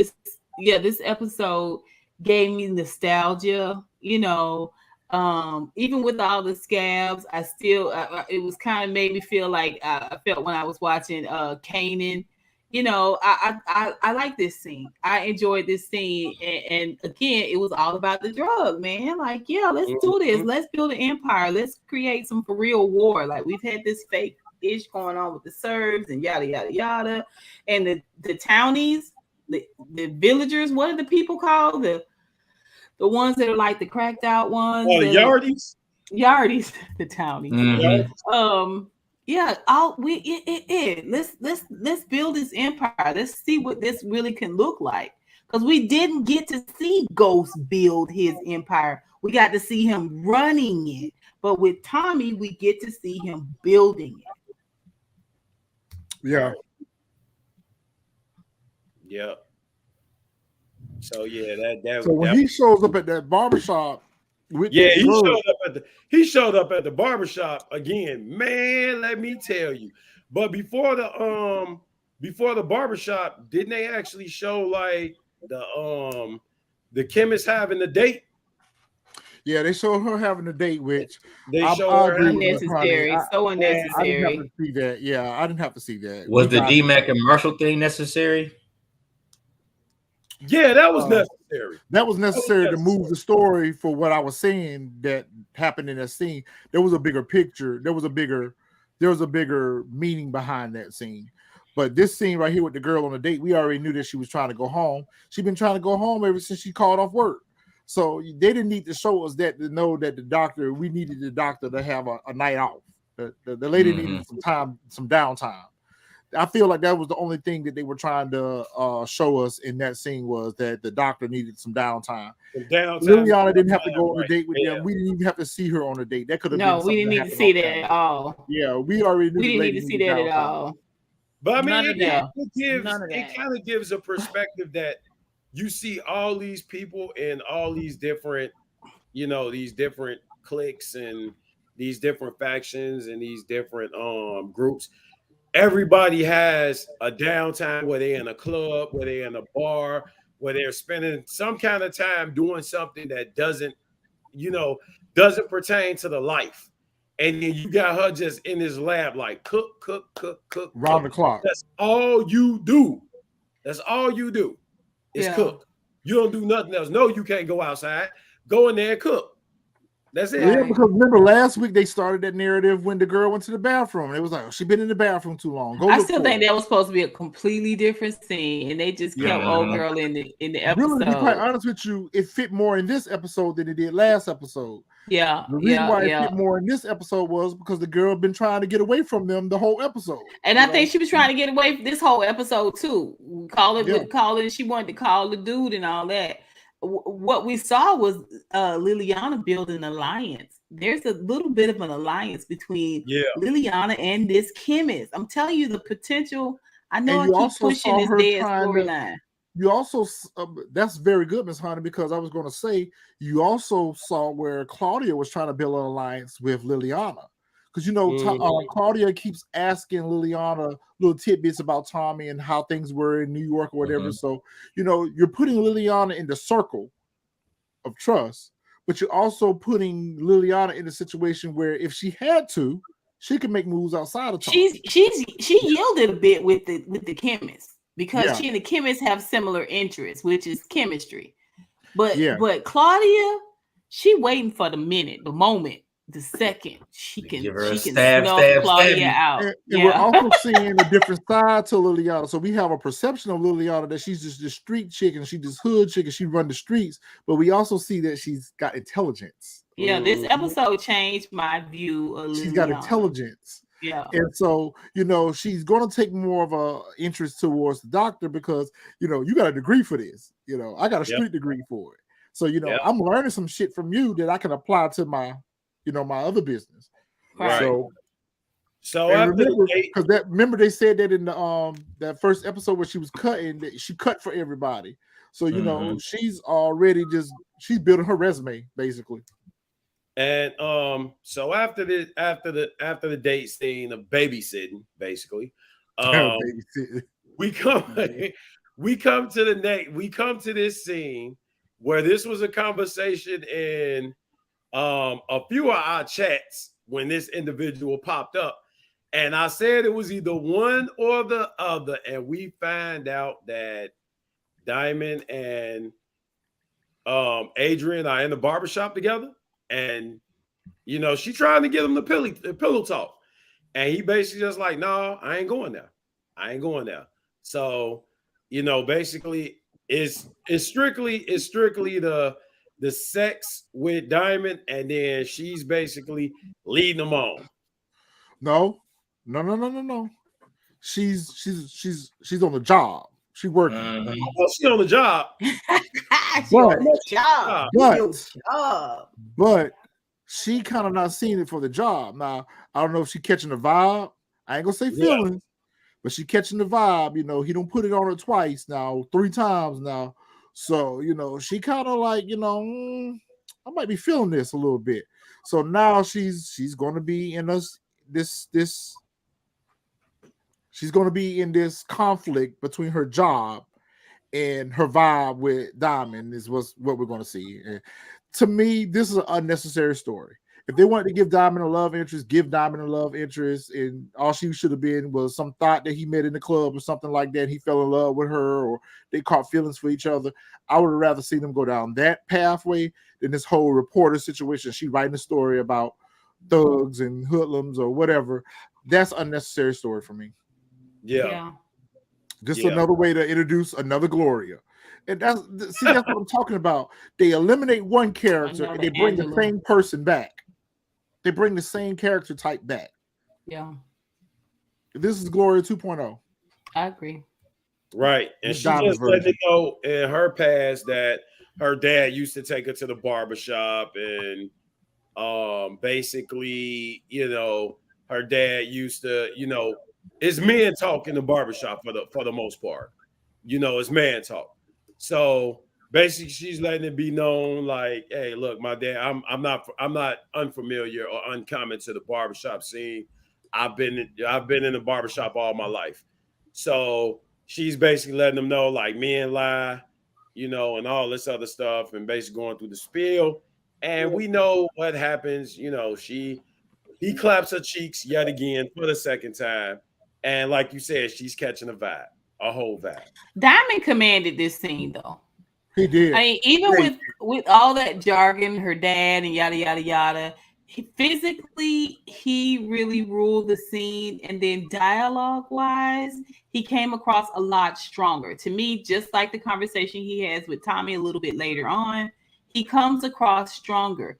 These are the moments where we see Diamond's potential. You know what his potential could be. It's just not supported. And so it doesn't stay the same. We've got yet another inconsistent character. I enjoyed this scene. Even the sex part, I enjoyed it because he kind of commanded, his energy commanded the scene. I wanted to see more. I did. I mean, we learned a lot about each individual person in Ghost, right? Even the Premieres. We learned about the Premieres. We had some idea of who they were. Things are moving so fast and go in book 2 and here you don't really get to know characters. It's hard to be vested to me sometimes when it's like that. Yeah, I agree. You know it. You know it. You know it. You know it. We all agree on that one. I know. Everybody was like, facts. Right. Yes. Like, don't have nothing else to add to that one.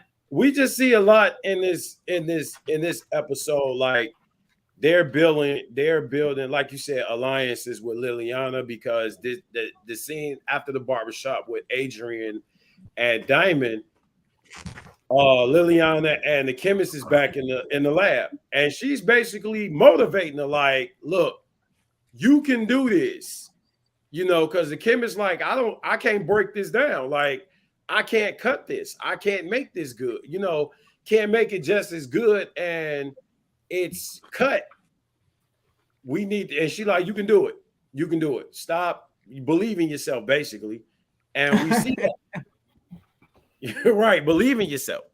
So we see that. You can do this. Right, you Right. can I know do you don't it. think you're built out for the drug game, but you are. You can be a drug dealer. Come on. You just got to believe in yourself. You just got to believe in yourself. You can be the ultimate drug dealer. So we continue on the different scenes. You see Walter's crony sitting outside the lab. They watching Claudia now. They were watching Vic now. Well, he sent Paulie out to Vic, but you see that Walter's cronies, they're watching after Claudia. They got her, split quick. right. They see Real her quick. Here come Tommy. Basically, hey, pay attention to your Unholy. surroundings. Right. He clapped both of them.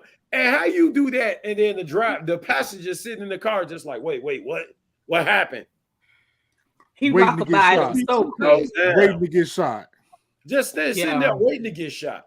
If that wasn't a bad scene, unnecessary, you sitting there waiting to get shot. So they just got Tommy just out here spilling blood.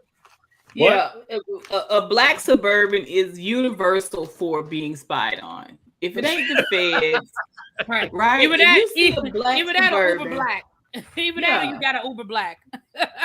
Yeah, I mean, if you see a black suburban following you, the feds are on to you. I don't care who you are. Right. Yep.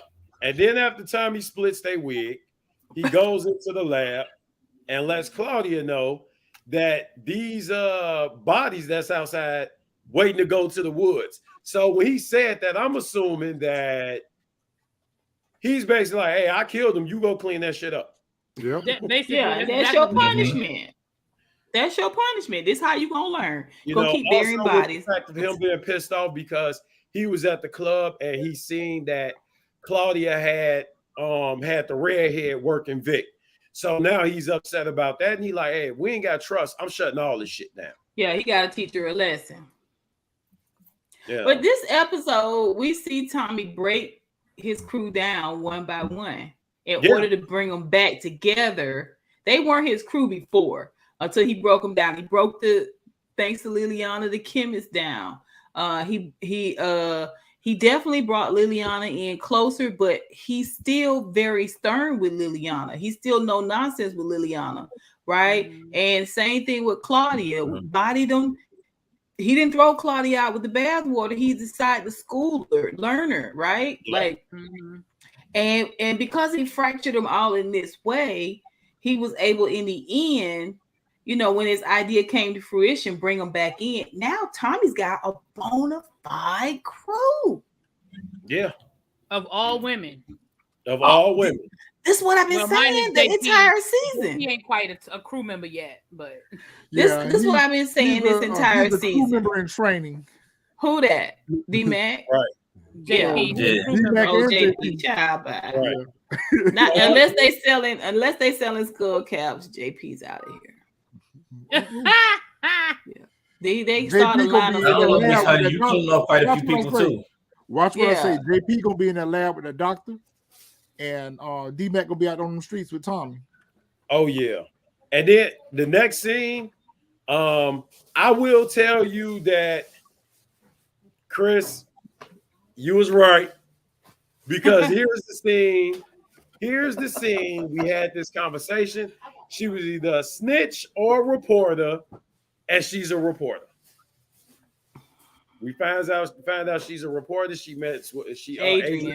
Adrian meets with her boss, and her boss is basically trying to paint the narrative she's trying to get a step up. So she just like, look, we're gonna use him, and that's what's gonna happen. I could agree without that scene too.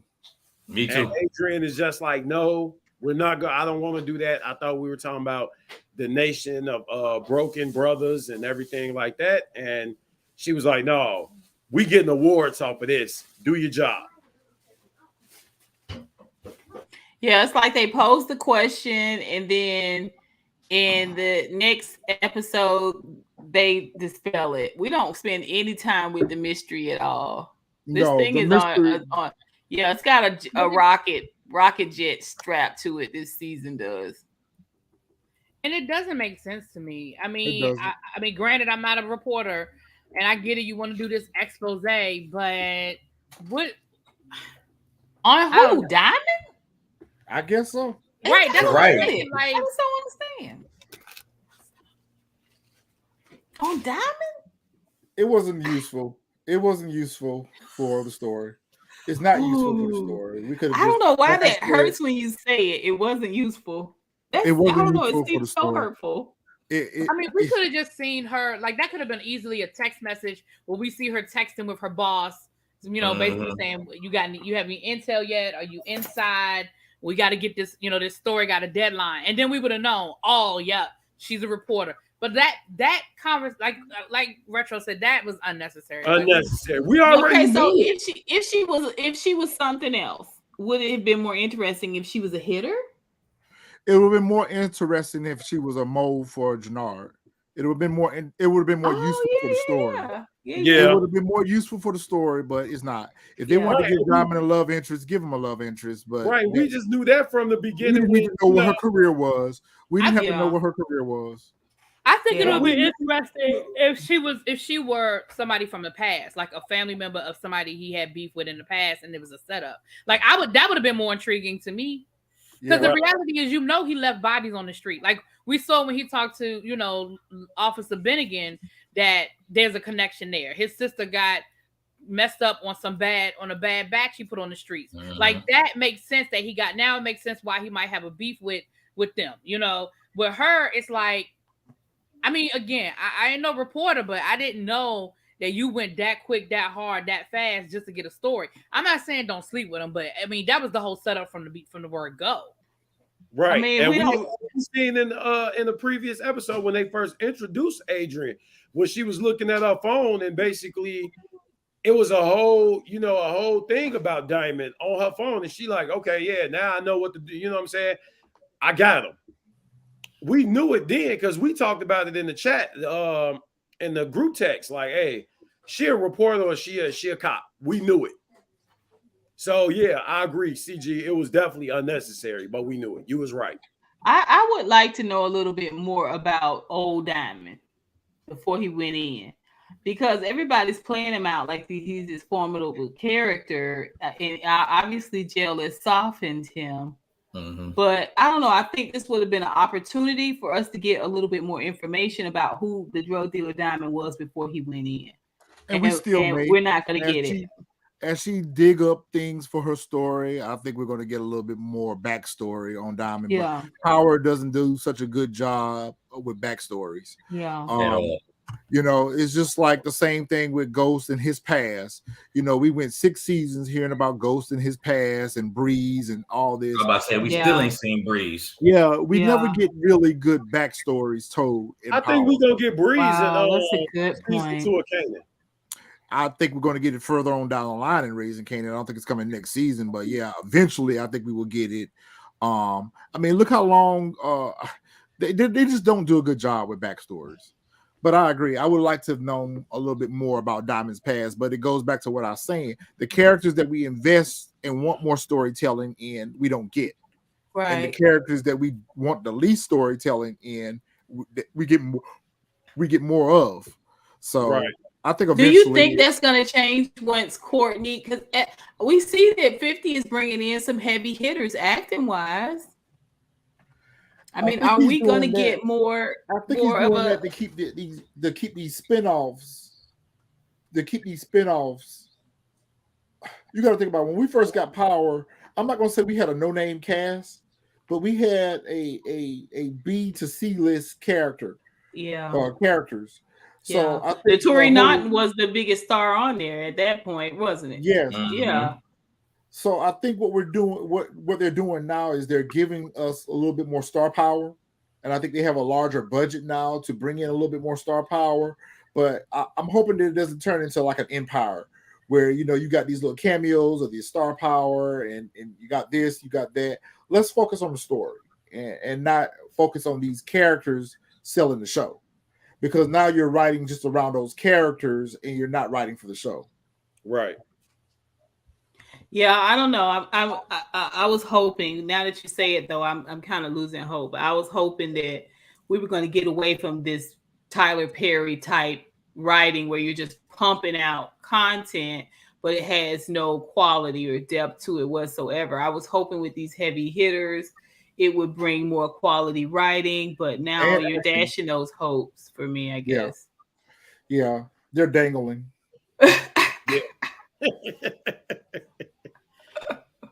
Yeah. So our next scene, we see the chemist. The chemist did it. We got a great value. We got a great value Dahlia. Right. We got great a great value. We got the discount. We got the what's the Walmart brand called? The Equate. Great value. Yeah. Great we got value. an Equate version of Dahlia. Yeah. We got one. Yeah. We got Signature Select, Centrella, whatever you want to call it. Yeah. That's Kroger. That's Select. Members only. Yeah. Members only. Bush. What was the other one? American Fair or whatever it was called. Yeah. Not Grand Marnier, but Grand Royale. Yeah. So we have a cut version of Dahlia. And basically Tommy like, look, you did it. Celebration. Everybody get their straws. Let's try it out. So the doc, the chemist is about to walk away. Hey, ain't you curious aren't you curious? Everybody snort. Jesus Christ. Everybody do a line. Let's get it. So everybody hit. Is that a rule? Do I have to get high on my own supply? I really don't understand that. I don't think it's everybody is just. I've said this before. I don't necessarily think it. I don't look at it as they're getting high on their own supply. I feel like they're just testing out the product to see if it's good quality. By getting high. Well, that's on their own supply. But that's the purpose. If the product doesn't get you, I mean, that's like you selling. That's like you going to buy a car and not test driving it. I thought they just used it. I haven't driven every car on that lot. I thought they just used it as a way to see if somebody was truly in, right? But Tommy seems he doesn't seem to have the same problem he had with the drug in New York. It's a taste And test. and Claudia came onto the scene kind of popping off with the drugs, right? Yeah. But she considers it to be a little bit more sexy, and it's a part of her lifestyle. I was shocked at the chemist, honestly. I was I really mean, shocked. Liliana goes without saying, she was pulling up straws before Tommy even, Right, as the chemist. Yeah, Yeah, she for was everybody. Here. pick a straw. I was so surprised at the chemist, right? You know what I thought She it needed was? to have done that. She needed to have done that for her to keep her life. But I she thought might it not was more consider it so- a drug. She's the one that designed it. Maybe it's not Right. addictive. And you I know don't what? know. I thought when she I think it only finally becomes said- addictive after repetitive use. I don't think after one use it's it becomes addictive. It's just like smoking a cigarette. I mean, the more you smoke, the more addictive. You know, I you thought get. it was more so when it came about and she said she had completed it and it was fine. I thought that maybe it was a bait trap at first. And Taste Tommy was test. I thought Tommy was just like, yeah, that would have been cool. That would have been cool. because when Tommy said, you ain't curious, you know what I'm saying? I'm like, okay, he finna let her go first.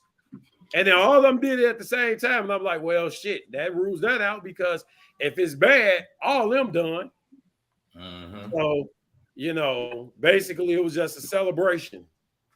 Yep, it was a celebration. Get high on your own supply. Yeah. It was a taste. It was a tasting at the Catalina wine mixer. Did we just become best friends? Yep. Yeah. They became besties. In that moment, they became besties. Yeah, that was the end of the episode, though, wasn't it?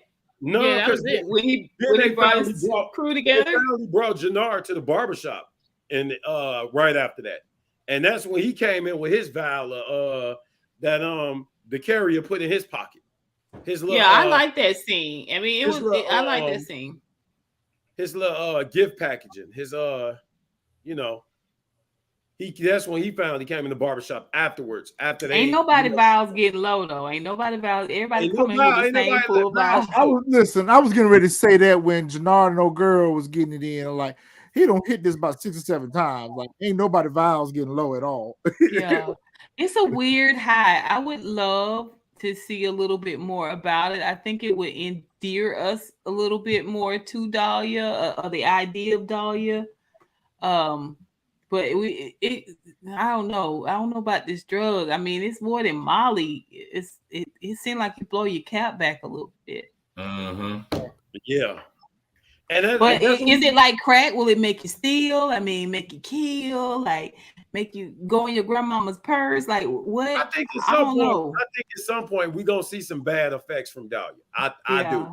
But we was having that conversation. I think you had stepped away for a little bit, Miss Honey, when when Jack and Retro Really B was having that conversation. Is that Dahlia has no ceiling. All you see is people just constantly hitting, and the more they hit, the higher they get. And nobody has any kind of crash, no kind of overdose, no nothing. Well, I think Plus, you can take the drug in public and nobody notices. I But think that's part of what's intriguing. Like Retro was saying, that was one of the things that Tommy said was like, best high I ever had, and nothing afterwards. No, he said that. Yeah. And that's But that's another unique characteristic about the drug that's going to sell itself, is that there's no after effects. But I still think it's some side effects that we're not getting yet. I think there will be now. I think there will be now since they've cut it. I think there will be, but I think that's going to be on down the line, and that's they're another gonna reason. mutate like on Marvel Comics, they're creating mutants. I mean, I'll take Cottonmouth over all of that. It's gonna be like Black Lightning or Green Light. It's Green Light. Yeah, it's gonna be exactly. That's what it is. It's Green Light. I'll take Cottonmouth. Eat all my baby cereal over all of that. I'm sorry, but I'm like not I said, let me go ahead and run my predictions for next week. I think we're going to find out what happened to Gloria. I think her water got turned off, and I think Walter's responsible for Gloria water getting turned off. Vic gonna be mad. like I said, I think the grandma up out of here. Kate's coming home because for them to bring that up, if they did, Kate's coming home. Yeah, she definitely coming for back. them to bring that up and we not see Kate the next 2 episodes, or at least the very last episode for season 1, Kate coming. And I think that grandma is going to bring her in. I think something going to happen to that grandma. She's going to die. I think JP going to end up working with that chemist and Liliana. That's going to be his job and washing the whatchamacallit. And like I said, D-Mac going to be on the streets. Yep. I don't know if Liliana's water going to get cut off. I think they're saving that for the cliffhanger. I think Liliana is going to be fine. I hope so. At least till next season. I'm not saying she won't get beat up again. But she ain't dying. So she won't get beat up again. Because Liliana stay getting in trouble, so she might get beat up again. But Miss Honey, what's your prediction? Because y'all know I be all over the place. I'm cutting waters off. Y'all enjoy disconnections, disconnection notices, right? We sent a few out of Bel Air too. We sent a few. Did. Yeah, we did. I think JP's gonna get disconnected. I think that bar, that club, all of that's gonna be given to D-Mac. I think D-Mac's character is going to be solidified and ultimately formulated by the death of his father. The fact that he doesn't get to know his dad, but realizing how much his dad was looking out for him, he gets shaped, I think, through his relationship with Tommy. So I definitely think JP is out. Listen, I'm not putting Diamond out of the list because we really get more personality from Jannard than we do from Diamond. So is it out of the realm of possibility that Diamond could be iced out? He's star power. He's star power. You need Isaac Keys on this show. He's star power. I don't know. I read an article that the guy he's who played also probably eye candy for y'all girls too. So I don't see them. I'm starting to see that he's hippie. My girl My Twisted Life of Poetry said he got more booty than her. I was like, I can't unhear that now. I think him and every time I Tommy see him, I see hips. I think him and Tommy are going to end up working together. I do, but in order for them to work together, Jannard's got to be out of the picture. I don't know. I feel like Jannard's going to be our nemesis, and he's going to get catapulted because of the death of Diamond. I think if Gloria is dead, that's going to catapult Vic as a possible nemesis or a wild card. Definitely Walter's out. Oh boy, Marshall, D-Mac's cohort, he's out. He's a body. Yeah, he's a body. Yeah. He's a body. He's a done body. Like check. He's dead next episode. Yeah. So take him out. Yeah. So those are my predictions. D-Mac's gonna dead him. Yeah. Jack, what's your theories? I really think we'll get more information on what's going on with Gloria. I don't think that. Part of me thinks that she's dead, that she's very, very dead. But another part of me is pretty much thinking that she may have ran off, just because of what happened previous to, and then somewhere along the line they probably tell her that she's dead, just to get Vic on this. She's Lauren. She's Lauren from too. Yeah, just to pull this out of him, so he can maybe get his head back into the game, because this is what you was hanging your hat on, was Gloria, and now Gloria is gone. So now get your head back in the game. Right. I think something's gonna happen to the chemist. I don't know if it's gonna be this week or the following episode. Something's gonna happen to that chemist, because pretty soon you're gonna find it because if JP gets into the lab, or per se if they figure out Tommy is doing this business or whatever, and Tommy won't let Jannard in. Jannard can just just kill the chemist, and then. But Jannard don't even know where Tommy lives. Remember? He does. That's a crazy thing. So we'll see. Hopefully, I can get more out of the next episode than I did this episode because I think before everyone else makes their predictions, this show can be turned around. We've got some great ideas between all of us. We got some great ideas. This show we need to be up in that writers' room. They need to let us write an episode. They need to let us write. Just throw ideas out there. Yeah. Book 2 first season, I really didn't care that much for it. But the second season, I got more heavy into it. Like I was staying up to 12 a.m. to watch it. This one, I'm like, I'll watch it in the morning. The second half of book 2. The second half of book 2 brought us in. Yeah. So Marvin, but this one, I'm like, I don't have to stay up to 12 a.m. to watch this. No, I get up in the Sunday morning all day. Yeah, I'm like, I wake up Sunday morning and I watch it. But book 2, I was just like, all right, let me set my alarm because 12 a.m. roll around. I gotta be up to watch it. The same with BMF and Raising Kanan. But with this, is like, did y'all see the reports out on social media last week that we're not going to get anything for 6 months after 4th? No, I didn't know that. Yeah. What? He tweeted several tweets last week saying that after book 4 Force ends, we're done with Power and BMF for the next 6 months. I don't know why. I hope it's because they're gonna be writing actual episodes. I hope instead of slicing you got Raising Kanan is done. They was done filming at the end of book 2. So they're just not rolling it out. Not that they're not going to shoot. I think he got some business ventures though. He got something going on with investments in the Houston Rockets now. So it might be that. It more so has something to do with Star's programming because it was kind of a bit of a conflict when you have more than one show on at the same time. So you got to think about it. We've been waiting 2 years for P-Valley. So are they putting everything else on hold to get viewership over there at P-Valley? Because it's been 2 years. Yeah, it's been 2 years for P-Valley. But let me ask a question. Did this come from 50 Cent or did this come from Stars? No, this came from 50 Cent. I can't believe nothing 50 Cent saying. And the reason why I say that is right now 50 Cent is beefing with Stars. Yeah. So I'm not saying it's not true, but I'm a wait. And the only reason why now I will say part of this is ringing true because we're almost at the end and we've seen no trailer. We've heard no word. So part of it sounds like it might be valid, but I just don't believe because I know right now 50 Cent really got beef with Stars. Yep. So everything and 50 Cent is a troll. Like you can't believe that this. Well, this is actually 50 Cent's annual Stars temper tantrum. He throws this temper tantrum every year. So, but I think you have a very valid point. I definitely do. And we're getting so many articles. Like we're getting 2 or 3 articles a day about how he's building his cast out for Tariq's next episode. They're filming. They're filming Power.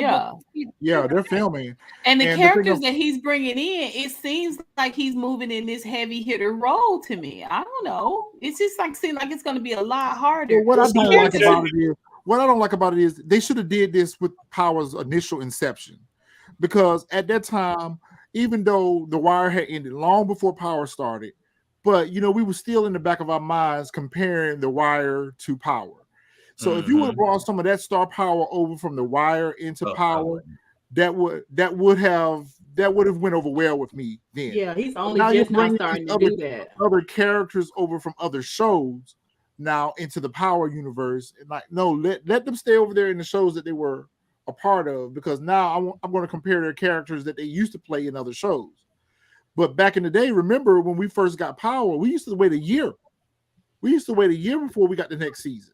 So 6 months doesn't seem unrealistic to me because it doesn't make sense though. But because they got so many other shows. It's different when you got so one Power. Shows, they can't have all of them compete with each other. Because they want that viewership for P-Valley because P-Valley been gone for 2 years. They're afraid that if there's a Power on while P-Valley is on, ain't nobody gonna watch it. Ain't getting I disagree. They would use one. They would use one to lead into the other. Yeah, I would love it. Yeah, they would leave one. They would leave one because P-Valley used to come on Saturdays. Yeah, right. Yeah. No, it came on the same time slot Power did. Because what did all they have to do was put one on at 8 o'clock and put one on at 9 o'clock? Yeah, but they've never done that. That's what I'm saying. They didn't even do that with BMF. They just So drop they both let of them. BMF, they let BMF stand out there by itself. They let P Valley stand out there by itself. I think they want each one of these shows to stand out there. The network wants each one. I'm not saying 50 Cent does. I'm saying from a network aspect, they're going to look at it as I don't want these shows competing with each other because they are all slotted in the same time slot. It could be a contract situation too. It could be. I just think that's 50 Cent talking shit. I'm not. I mean, we clearly aren't going to get Raising Kanan anytime soon because we're almost at the end. That's done. Right, we're almost at the end of We're almost at the end of book 4, and we normally by now would have a trailer drop in. They be showing commercials to lead into it. So I agree that we're gonna get a break, but I don't know if it's gonna be a 6-month break because I just don't believe that 50 Cent. When is Influence rolling out? Do we know? I don't even think Influence is in production. I heard that was paused. I feel like we could drop that all together. They can drop that all together. Let it stop here because we got enough going on already. If they didn't have BMF coming on, I would say give me Influence, but you got BMF, you got P Valley, you got 3 other power shows going on. Like, no, this. I felt like if they had given us a good tape blueprint in the original episode, we could do it. But because they haven't, what we gonna do? What I mean, I think that's what they tried to do in season 2 with book 2 with Rashad Tate's character was to try to get us invested in, I think that was a focus group. That was a pilot. That was to see if we're going to get the viewership if Rashad Tate had a spinoff, but they would have had better viewership if they would have kept Carrie around. Him and Carrie could have been a good team together. And that's what I thought they were setting us up for, but they didn't. So that makes me think that Rashad Tate's show is not going to grow legs. They don't need Carrie for that. They can just bring another light-skinned chick with big hair in. Yeah, like that's probably what they're going to do. And that's speaking of light-skinned chicks, isn't Lala going to be on the next season of BMF? That's what she was in the first season. Yeah, I heard about that. She was in the first season. Yeah, she had a cameo appearance. Oh, I missed it in the club because they was at the club. Oh, that's right. Yeah. That's right. Yeah, but they said she's supposed to have more of a role next season. Yeah. I didn't watch BMF because it was coming off the back of Raising Kanan. And I wasn't interested. So you might have a good point now that you mentioned BMF. I didn't watch it because I don't even think they're in production. We haven't heard anything else about BMF. I love BMF. Maybe because it's from Detroit, but I love BMF. I wasn't crazy. BMF is a good show.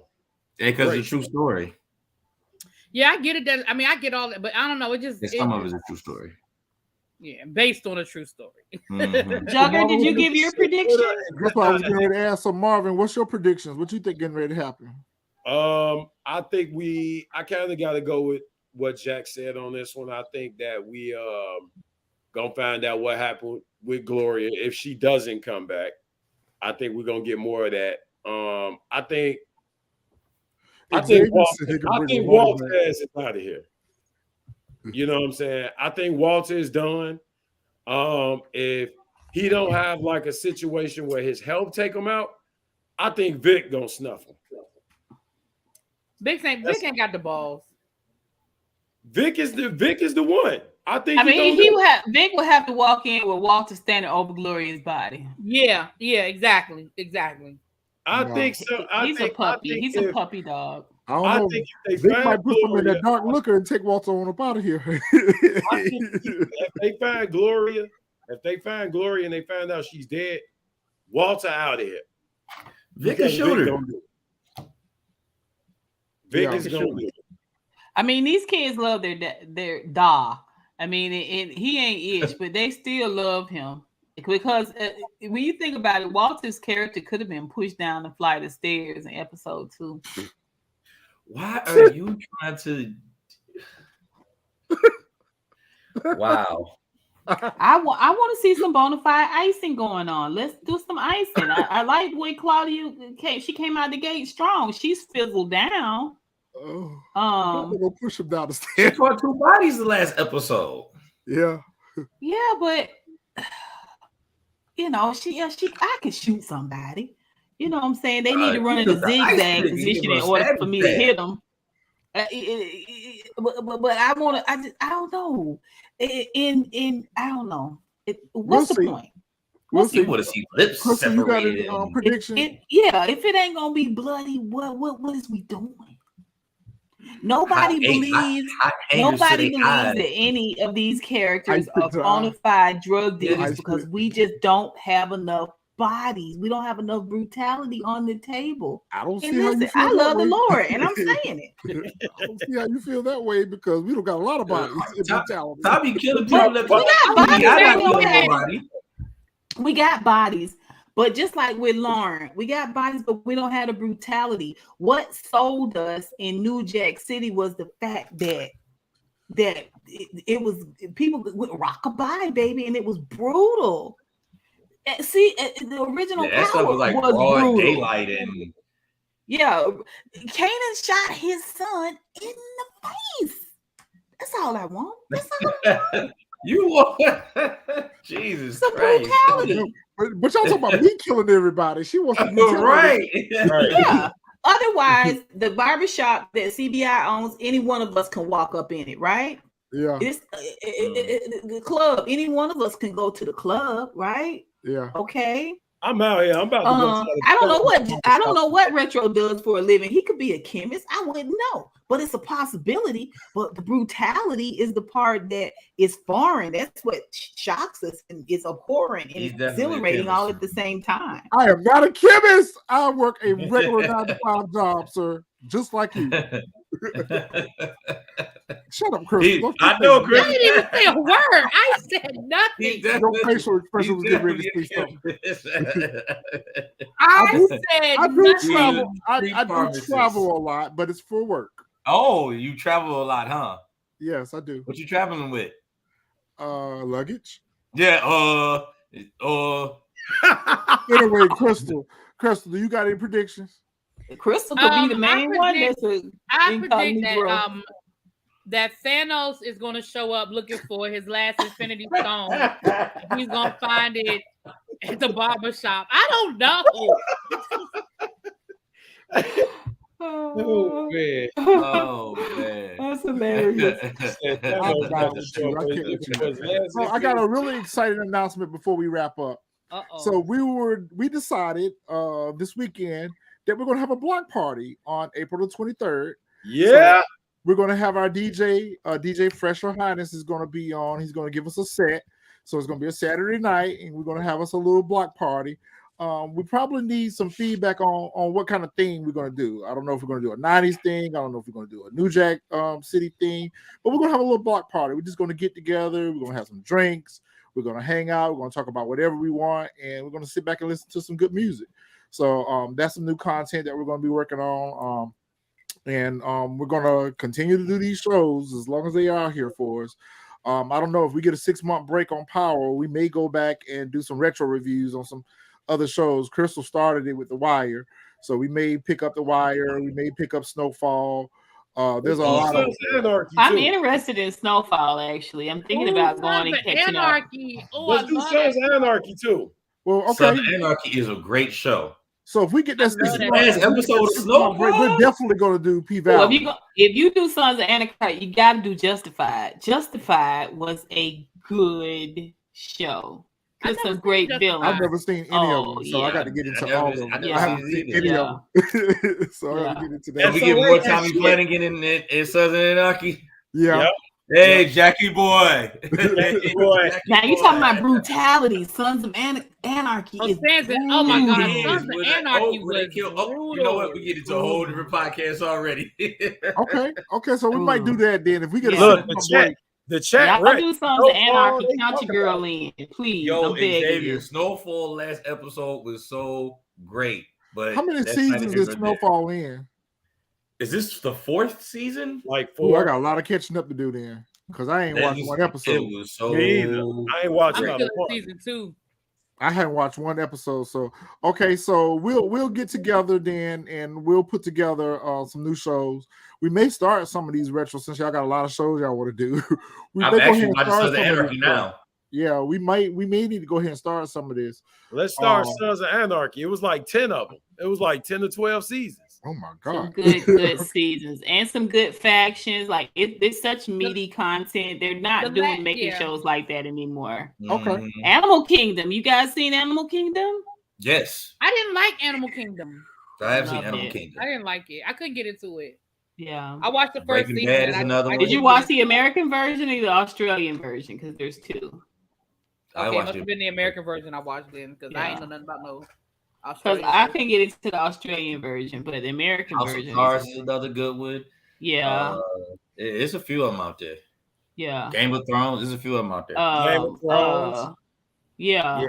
The startup on Netflix is really good. I heard Speaking about of that. Netflix, has anyone heard anything about when we're gonna get our first show from Courtney Kemp? I'm not watching it. I don't know, but Okay, y'all might can't be use my good. passcode because they cracking down on them passwords. So no, y'all can't. Yeah. All right, guys. Well, we don't been here for a while now, so we're gonna go ahead and get up out of here. As always, we appreciate y'all tuning in. Please like, comment, share, and subscribe to the channel. We're gonna be working on some new content. Miss Honey, we starting to like you and the vibes around here. So hopefully Miss Honey will become one of the regulars on the panel. We definitely like the energy that you bring, and sometimes Crystal feels outnumbered with us. So she's shaking her head. Exactly. We won't ask you to be the caterer, Miss Honey. She's always so shocked when y'all bring her name up. Like what? Like she's so innocent. Because I never know what they gonna say. Because listen, even Well, when you maybe try we'll to do give our- her a maybe- flower, even when you try to give her a flower, she still think you. because We- with y'all, they've got I their feel like shoes. the flower comes with a little bit of thorn on the bottom. I just gotta.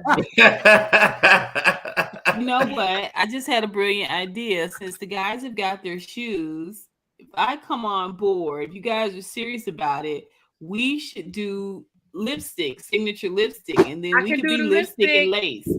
I can Lipstick and definitely do lace. lipstick. Hey, We can do hey, lipstick and laces. hey. Okay, lipstick and laces. I like that lipstick and laces. I like that lipstick and laces. So if that's the You case, then we guys gotta can get get us Evie on here custom too. Then. Jordans too. That would So be we got to hot. get Evie on here too. Then that'll even it out. Then y'all do the makeup, we do the shoes. Okay. Oh yeah, y'all need seatbelts if y'all bring Evie. I was Evie gonna y'all play the already radio. know. We'll do a full lookbook from head to toe. We'll give you the fit. She is going We'll give to you the kill stickers. everybody in every episode on everything. Oh yeah, Evie lays waste. She's salty. She wants to kill Carlton. Yeah. Evie want to kill everybody. Yeah. She kill wants everybody to kill go with her. Carlton. Yeah. Okay, we'll let Evie needs a boyfriend first, and then we can bring Evie on. We need to soften Evie up. Boy, that'll be some kind of show. That'll be lipstick and laces. Okay, let me think about that one for a little bit. Yeah. I don't know how You're to gonna be promote like Tommy Retro. You'll have your own harem. I don't know how I'm going to promote that one well. Lipstick and laces. Okay. All right. So we'll talk about that. But anyway, y'all, we up out of here. Juggernaut, you got anything else before we end? No, man. Except I'm finna drop like maybe between 3 and 5 reviews. I got a bunch of stuff coming up for the channel.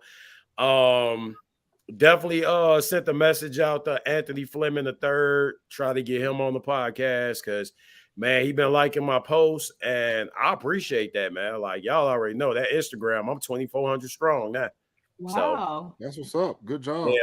The YouTube, the channel almost 700. So man, new person every day subscribing. So man, we rolling. I told you get the screenshots out for TSF Entertainment, man, and start tagging Isaac Keys and everybody. Just get them. We working on that. Ain't that right, Jack? The intro is really working hot. on it. I meant to say that, you guys. The intro is really nice. Well, thank you. Chris, you got anything you want to plug in? I mean, no. I'm over on YouTube, Really Beat TV. Catch me. And she always working. Every day. Always. Every day.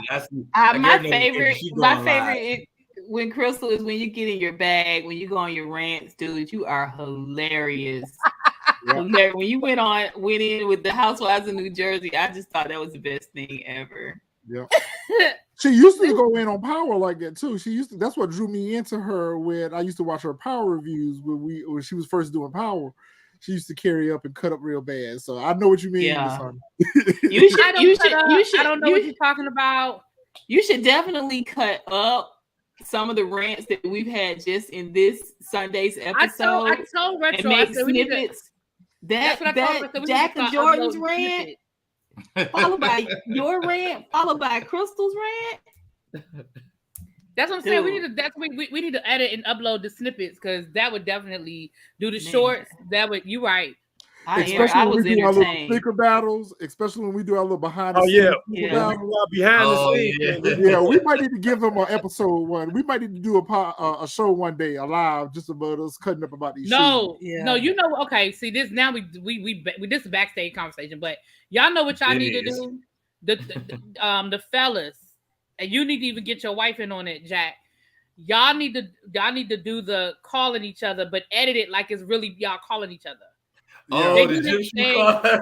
They do this thing where they call each other with the sneakers, and they do the sneaker battle like they're making phone calls with the sneakers, and who got the best. It's really so clever, right? So y'all need to do that and then edit it like it's like y'all are really calling each other with these damn sneakers. That would be a hit.